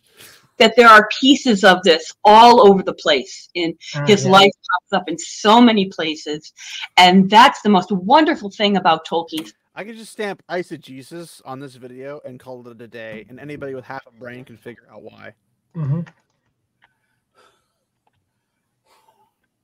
Studies is we are never going to run out of things to say about Tolkien, because as soon as when you make everything up, it's hard to run out of things. Like you can just say anything. Matt, what is wrong with you? Every time I look at Elrond, I gotta keep my eyes closed for a bit. Every time I open and see Elrond, I start laughing. I mean, to be fair, there's like a rather large picture of him. I don't know. I think it's more of Heaven Rond and his coat of many colors. Find as soon as someone says, "But what about this?" Someone else is going to say, "Yes," and that leads me over to this idea. No, so no one's going to say that. That was like a PhD in dodging the answer and the question. Yeah, wow. So that's impressive. 2 questions unanswered right now? Of 2? Well, I suppose there was a tiny little bit of an answer, so maybe 1.9. Question with 6 minutes remaining. The opportunity to thank Tolkien not only for bringing us all together, but for giving us this. I'm not sure I'm going to thank Tolkien for that. I'd rather not have seen this video. But you don't want to thank Tolkien for Elrond.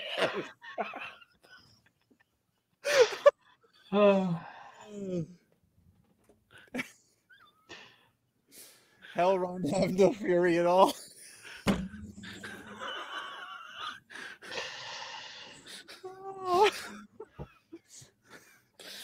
Oh, sorry. I'm making this worse. Also, great pause timing. That's giving me definitely flashes of Elrond right there. Oh. All right, let's world that will keep us busy. I don't think we're being brought together the way she thinks we're being brought together, because it's separating us a lot more. Indeed. Like, if we're like we're fans. Well, no, I mean Tolkien is not doing that. That's they're doing. Yeah, I know, but like Tolkien brought us together because he's a mutual topic, is what they're saying. Yeah. Okay. So, as a mutual topic, we were never really together, right? It's as much together as night and day. As much as together as a half bread? No, but that's actually together. It's only half bread, though. It's not full bread. Yeah. So it's not all there. So it's not. No, but it's half there. So it's half there. Better connected. Is the half bread like singing the song "Meet Me Halfway"? Maybe. Oh boy, sorry, that was a horrible joke. Black Eyed Peas. It's "Can You Meet Me Halfway" is a song. Yeah. Thinking deeply about it for a very, very long time to come. Well, I mean, point. He might need to think a bit more deeply about it. His diplomatic answer, his political diplomatic answer. What a perfect point. When she literally said a whole bunch of nothing. Mm-hmm. Yeah.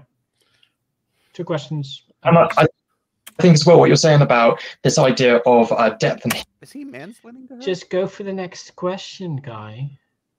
We don't need your analysis of the answer. I think he has to give his nostrils a certain amount of screen time. I suppose, yes. I mean, it's winning first place over the rest of it. So, I mean, history. Sometimes we have a tendency to. It feels like sometimes we have that tendency to kind of get so immersed in the secondary world that sometimes we kind of lose sight of the bigger picture and the fact that he actually, he spent over 50 years developing this. And anyone who's read the book. We were watching a seminar by this guy. Huh? I didn't know we were watching a seminar of this guy. He's trying to basically turn it into layman's terms of what she said so that the audience has any idea what that was not layman's terms. Well, I know, but we're not done yet either, so let's hope he gets somewhere. and then you compare that to the final drafts. There are obviously similarities and key narrative threads are in there, but the differences also are staggering. So the building blocks are constantly moving around. It's constantly trying to. He's trying to make up his mind, and his yes, there are similarities, but the differences are also staggering. So staggering. The okay sign. We know what that means. Well, he is a white British guy. That's true. Although I can't speak to his heterosexuality, but well, no, I think that's pretty absent. The nostrils gave it away. He's a nasal sexual. Yes. He spent some quality time with Elrond looking for Elrond. His nostrils speak to that because they're homo nostrils. So clearly he's a homo nostrilist. Yes. Because they're not different nostrils, they're the same nostrils. That makes sense. Search in between the cracks. So, yeah, I really like that point. Thank you.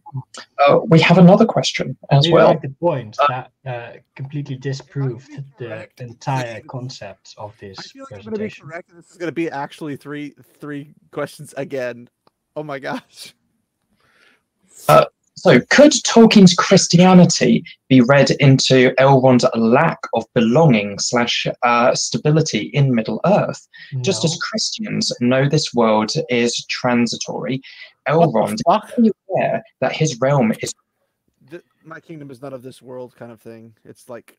I get what he's saying, but literally the elves are stuck in this world. Yes. Also, how does he not belong? He belongs by default to this world. I know, but like, there's no lack of belong. Like, he doesn't feel like he needs to belong. Like, he doesn't belong somewhere at any point in the series. I understand. Like, he's always belonged somewhere. Mm-hmm. Yeah. No one's ever quite. They don't treat it like Rings of Power. Like, oh, well, he's half-elven. Only full elves allowed in this council. Like, yeah, they took our jobs. They took our gerbs. Like, none of this makes sense. Transitory and will fade with the ring. Mentioning this more than any other. Why would Christianity fade with the ring? He's talking about Elrond. I know, but he was comparing it to Christians. No, Christians. The comparison is that the Christians are not supposed to be part of the natural world and go to heaven, right? That's where they really belong, supposedly. Which is not true.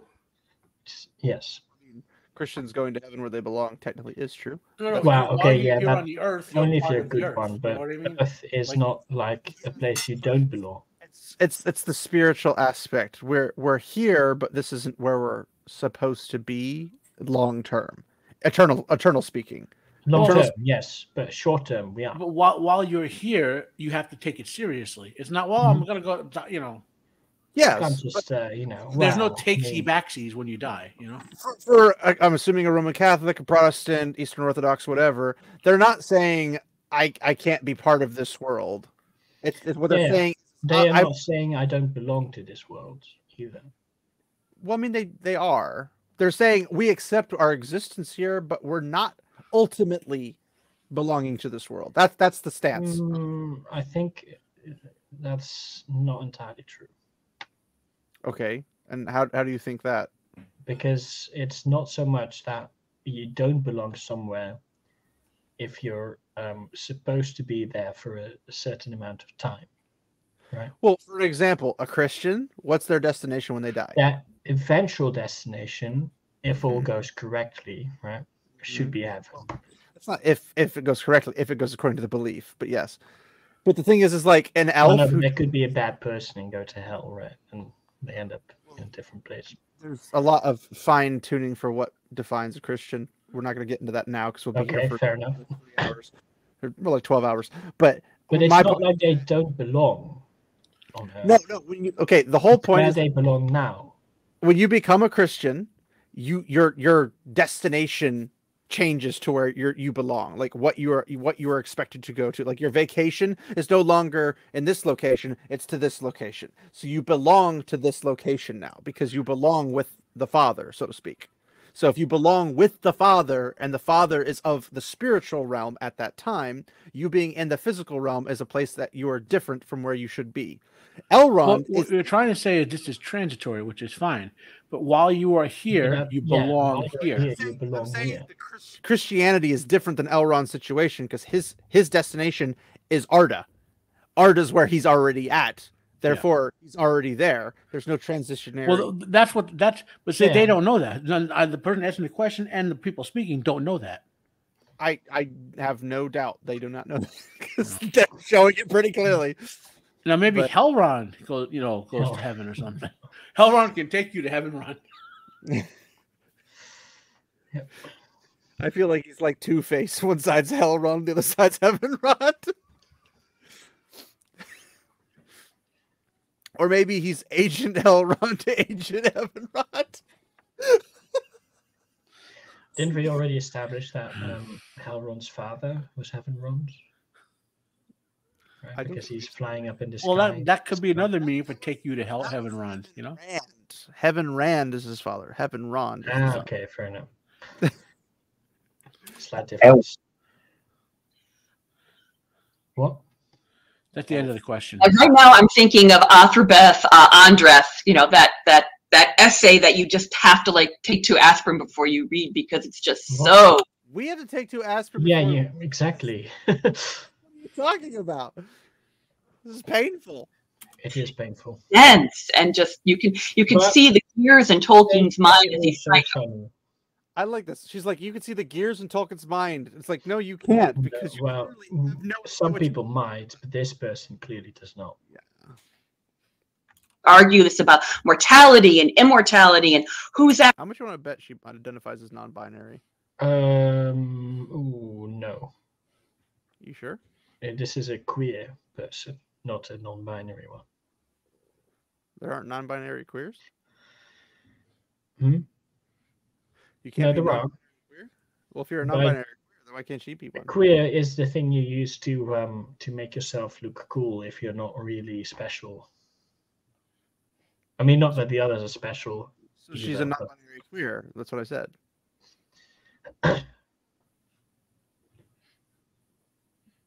I'm not sure that non-binary is necessarily irrelevant. I mean, it's queer either way, but yeah. Yeah. Actually luckier, the humans, because queerly I say them to be possibly likely just lesbian or something. I don't know. They get to leave the world, or the elves because they remain within it. And I think that one of the things I don't like to mistrust, non-binary. But I think that people who thought deeply. You didn't see the piercing above her eye? Oh no, I did not see that. Yeah, okay, that's it. That definitely non-binary. Made it past the finish line. About Tolkien, understand the difference between elves are not mortal. They are serially mortal in a sense that they are tied to the world. And yes, they live a tremendously long time and they don't normally die until the world ends. But that's a really different point than being purely immortal. And in a lot of Tolkien's writings, I could see him struggling with how he fits all of this in with his own Christianity and his own understanding. She doesn't understand Christianity at all. And also, Tolkien doesn't. It's not something she understands. Yeah. She clearly was struggling to understand what she was reading, for sure. Yeah, which explains why she needs aspirins to do so. I mean, yes, that's basically what it takes for people. I don't know, guys. Elrond's eyes kind of follow you when you move around. He's got some serious competition when it comes to who's worse. Because obviously, as a devout Catholic, he was thinking about the life beyond, right? The resurrection and the life beyond. And so, but he also there are a couple of really interesting points if you read the History of Middle-earth volumes, where Christopher finds his father making his work a little bit too close to literal Christianity, and then he pulls back. So there's always a tension within Tolkien. I mean, because again, his personal belief system is his personal belief system. And of course, that is going to be a great influence on anything he writes. But he was cognizant that he was not writing our current modern Christian world. Because it was supposed to be mythology for England. There's a letter somewhere talking about as a pre-Christian world. So I've got something to show you guys after this. And okay. So. Is it related or just something entirely different? Kind of, but I'm not going to show you on the stream. I'll show you afterwards. Okay, fair. Is it Elrond's OnlyFans page? No, it's Hellron's. Maybe Heavenron's, depends on how it is. Yeah, who knows? Yes, there definitely is some of his Christian belief in everything that the questioner was saying. Sure. But I think that the questioners. that's just part of the ingredients in the cauldron of this particular tale, this particular soup. Could you imagine the people who listen to all of these speeches? I'm going to rule this as an unanswered question. Yeah. Anyone disagree? Nope. I'm going to rule this as the final question because we have like 2 minutes. There's no way she's going to be able to answer a question in that time period. As well, you just mentioned that very essay that is going to be the topic of our next paper as well. So what a perfect opportunity to have mentioned that right now. Okay, we've got one final question, and then regrettably we have to bid you adieu. So no regrets here. What do you think about being non-binary? Could there? We've broken the 3-question problem. Oh no! No, the first one had only 2 questions. They did? Yeah. I thought they were all 3 so far. No, I'm pretty sure the first had 2. Though I could misremember. You'd have to check the video. I don't want to. No, that's fair. That's fair. I also don't want to, which is why I said you should do that. All right. Could there be a representation for being closeted and struggling to fit in, especially within the real-life inspirations of Catholicism and Christianity? I'm going to say the answer is no. That's a hard no. That's a Elrond no. Elrond does not approve of that question. Mm-hmm. But let's see what this person is going to say. I'm guessing yes. Definitely. I'm trying to make sure that I get the meaning of this question right. So are we saying she's got look at that look on Elrond's face. He doesn't like this question. that Elrond is a closeted character, or is that somehow reflecting something about Tolkien? It's not that difficult to understand this question. Those would apply for a plethora of reasons. It was a question about Elrond, not Tolkien. But either way, well, the whole point of this whole thing is that it's comparing. Yeah, it's comparison, sure. But the question was, is Elrond closeted by being half-elven or something, and not therefore being the way she asked the question to the question person is that it sounds like she's asking to clarify if Elrond's actually legitimately coming out of the closet, kind of thing. Yeah, no, that I can see her misunderstanding it as that. Which obviously the answer is no, because of Catholicism itself. Yes, but also the well, in real life, the answer is no. In it's the same ideology. The Catholic answer would be no. Yeah, both of them would be no. Oh, she says, I think 2 times in this entire thing that he's a devout Catholic, which means the devout Catholic holds to the devout teachings of the Catholic Church, and the Catholic Church has teachings on this one would assume so. So obviously he wouldn't be writing about that in that way, which is why all 14 or whatever these videos there are don't make sense, because all of them speak to the opposite of what the Catholic Church would teach, and thus the devout Catholic J.R.R. Tolkien would have put into his own works. I like that. Because those are very different questions. Yes, obviously. And the second one I am not qualified to answer by any stretch of the imagination. I think the focus seems. I think she's getting a little razzle-dazzle after that. Yeah, it's because Elrond does not. Elrond rather than Tolkien. Yeah. I mean, Calabrian is such a blip in the radar, and Calabrian. Only a couple thousand years, just a little blip. Calabria, wife of Elrond. Elrond. Calabria. It's Elrond. So, I mean, if you read the draft, especially in Peoples of Middle-earth, the drafts of the appendices to Lord of the Rings, which is where you find everything we know pretty much about Calabrian, except... I have that up there. I'm just saying. It's one of my first editions. Hey. Oh, nice. Hey. The question is, does she have that, or is she just... Probably not. I don't see any books here, just pictures. She probably has a PDF somewhere. Yeah, maybe, man, I doubt that. One probably borrow it from the library. Brief thing in Unfinished Tales. Tolkien like kills her off in every draft until he gets far enough and says, "Wait a minute, I really shouldn't kill her." And so he. Elves can't be killed. Once, I mean, they can. Well, they can be killed, but they don't die when they are killed. I mean, they do die. They just go somewhere else to reconstruct and come back out.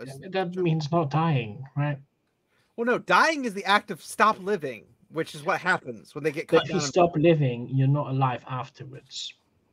Not when you're reconstructed and put back into action. No, but they're still they exist all the time, just not with a physical body. Their body would die, and their spirit. Okay, their body dies. Sure, we can agree on that. When they imply dies, the charitable expression is that they mean the body, not literally the soul. The soul doesn't die. Fair. So when he kills her off, it obviously means her character in the physical form, and thus goes back, and then has to come back in physical form again. Which, if you think about it, if that was something that happened to Calabrian, man, she's got me saying Calabrian? it now. Calabrian. Kelly Bryan. If that's something that happened to Kelly Bryan, then wouldn't she just be better off getting killed by the orcs, being teleported back, and then coming back across in better condition? No, why would you come back to Middle-earth? Because your family's there. Well, no, but they will eventually come over anyway, so... Yes, but you'd have to wait that time period without them. Yeah, but time is nothing for the elves. But there's no predetermined amount I've been of told time. that in Rings of Power, because Elrond completely forgets about the existence of his dear friend. Albertations. What? Well, I was going to say, there's no predetermined amount of time in the halls of Mandos. It could be like an hour, it could be thousands of years. Well, I believe Glorfindel was the fastest, but he was still a while. No, I think Finrod was faster. Finrod was first, that's for sure. First is not faster. Faster means the time of death? Yeah, okay, but he got like immediately remade, right? Did he? I think so. I'd have to look it up. I know Finrod was first, and Glorfindel, I think, was the first one to come back to Middle-earth. Glorfindel, yeah, he was actually the only one, I think. Well, if you don't count the... Why did he come back if time's just not that big of a deal? Like... Well, no, he was also like one of the cool elves that got quickly... Well, he did, I mean, it's loosely indicated that he had that prophecy about the Witch King, so maybe he had a prophecy to come back to Middle-earth to help out on that, Yeah, it could be. Because, I mean, when you think about the amount of Noldor that were actually left by the time of the War of the Ring, there were very few. I mean, I'm not even sure that one of my pet peeves about the Two Towers movie is the 500 elves sent to Helm's Deep. There might not have been 500 extra elves in Lothlorien at the time to do that with. That besides the point of, obviously, the Witch King with Gandalf's staff and everything. That was, yeah. No, but what I'm saying is Glorfindel I'm just thinking about the way the character was constructed. Because Tolkien, the way it worked out, if you read the letters, is someone points out, hey, Professor, this guy has the same name as the guy who killed the Balrog. Is this the same character reincarnated? And then Tolkien, I like the sound of that. Yes, that's the same. Well, he said, I like the sound of that. I'm going to make it so, basically. Make it so. I'm paraphrasing, obviously, I'm channeling my inner Picard. Make it so. Make it so. That's Picard season 1 and 2. Make it so. It's Picard season 3. Nice. He treats her, Elrond's wife, very, very badly. What? What? How does he treat her badly? Because she dies in the story. Because the story would say, "Oh, that's the outcome of this." Yes. No. That's not. If you kill a character in a story, then that means you killed him in real life. Wow. So for like thousands of years, she's perfectly fine, have a good marriage. She gets kidnapped and tortured or whatever. And I mean, we need more Elrond and less of this bitch. More Elrond is required. Sorry, Matt, you got that reference right? Say again. More Elrond is required. You're gonna make me start laughing again. Did you get okay, that? Let's quickly continue. Maybe we can stop. Sage, did you understand the reference? I'm not sure. Maybe, but I'm not sure that's Warcraft. Warcraft 3. Okay. Yeah. No, I was thinking StarCraft. No, Warcraft. Okay. Yeah. And to such a point where it's I'm just glad you got it, Matt. Yeah. StarCraft would be something like Vespian gas. Something. Yeah, more like that. Required. Yeah. Why is she even in here? Yes. Why do we have women in the story? Yeah. Let's just cut all the women out and make a story purely about men. Oh wait, that's misogynistic. Ooh. It's also kind of what happened. I'm sure Elrond would approve of cutting the women out. Yes. Specifically the cutting part. So we can't have Calabrian in this story because, we can't have Calabrian because we have Kelly Bryan. That's also true. Yeah. We can't have her because that would be why is she even here, right? I mean, just to suffer. Now that I think about it, I think she's upset because Kelly Bryan got killed off so many times, and he ended up putting in Calabrian. I suppose so. Yeah, that could be why. Yeah. And that's why part of what I was struggling with is where does she fit in, and why did he change his mind about killing her? Because an author has the elves do not die in the final version. Two, aside from having that authority, he has the authority of the power because he is the author. 3, you can change because as you're writing a story, I know this personally. When I'm working on my own novel, there's parts where I go back through. It's like, do I want to do this? Do I want to change this? Do I want to change the main character? Do I want the other people? Like, does this story match together? I get inspiration about something and I change what I'm doing because it sounds better. Like it would be a better story. Because when you read the first draft, you're like, you know what? I need to make these changes. Why are you making those changes? Well, because they need to be for the draft to be better when the second draft is born. You look at the second draft. Well, this needs to be changed in. And go third, fourth, fifth, however many drafts is necessary until it's a satisfactory draft. And then that manuscript is what becomes the official document. That's what happened here. He kept killing her off, but then at one point he's like, you know what? Maybe not. Maybe not. Maybe I'll keep her around. And then I'll have this experience because he's already had the Turnbar tragedy going on. And if he's already got that happening, he's already got other tragedies. The tragedy of Gollum, the tragedy of Smeagol specifically. He's got other tragedies that happen all over the place. The fall of Numenor and all that stuff. Like all this bad stuff happens. It's basically one big tragedy, right? Have this other instance happen this way. Because technically, once Celebrian already has both the twins and Arwen, her presence isn't required bodily. She doesn't have to be there. Her job's done. She's put the characters into positions. After that, anything at all could happen to her. And it wouldn't. And it even gives motivation to the sons. That too, but her role has been fulfilled. The sons being upset about the treatment could also lead to them later on going with the Dunedain and doing their stuff, tracking, going with because don't they end up going with Aragorn through the Paths of the Dead? Yes. Yeah. They lead the company of the Rangers of the North and some elves to aid Aragorn in the war. Yeah, so that could be something where they're like, hey, because of this atrocity with the orcs and everything from our mother hundreds of years ago, or however many years ago it was before, we're going to go on, because they're notorious. I believe the twins are notorious for going hunting for They orcs. absolutely hate orcs, and they go hunting all the time for them. Why would they absolutely hate orcs beyond every other elf if this event doesn't take place? Well, they wouldn't, probably.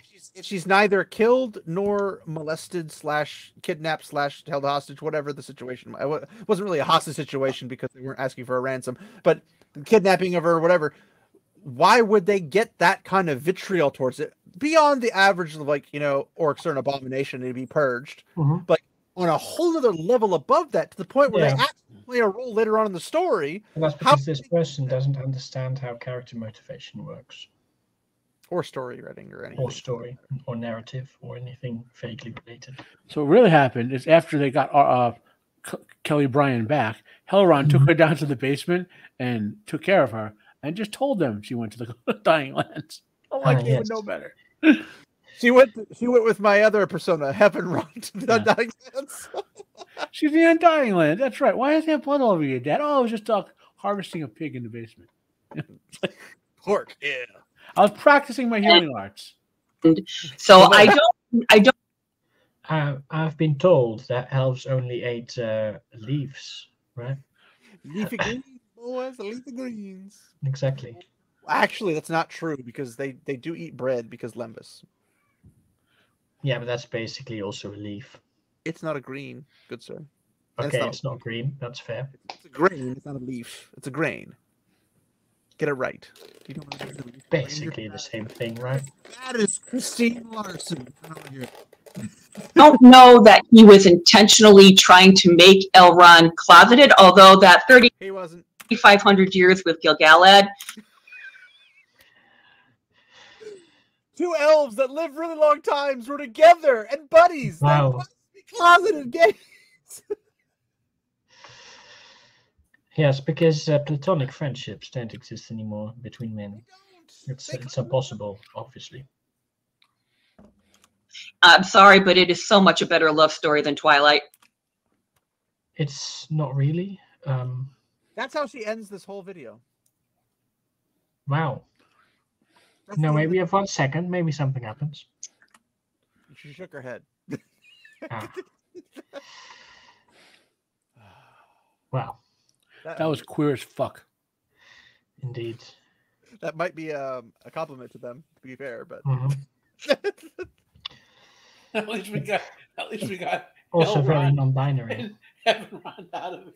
We need to spread the word about the glories of Elrond and Elrond.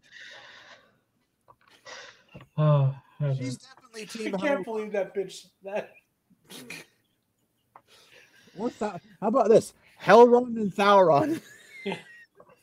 Don't forget Eärendil. we're not even making like she legitimately said them that way, so it's not like we're making like parodying her or whatever. Calabrian. Fine. That was hurtful. I feel like we need to sue for what is it? Mental damage? Yes. Well, it's that, but I was going to say reparations. I don't think there's enough reparations to undo the damage. The damage has been done. But yes, that was... I will never see Elrond the same way. No, I'll probably forget about this in a week. Is that Kelly Bryan comes back with Elrond, and they go into the closet, and he comes out of the closet with blood on him, thus the pride colors. He came out of the closet. He's where they came from. Elrond. We have solved the puzzle. It all makes sense now. It was me. Wow. Yeah, wow. Elrond calls his kids together. Tonight we're having liver with some Chianti.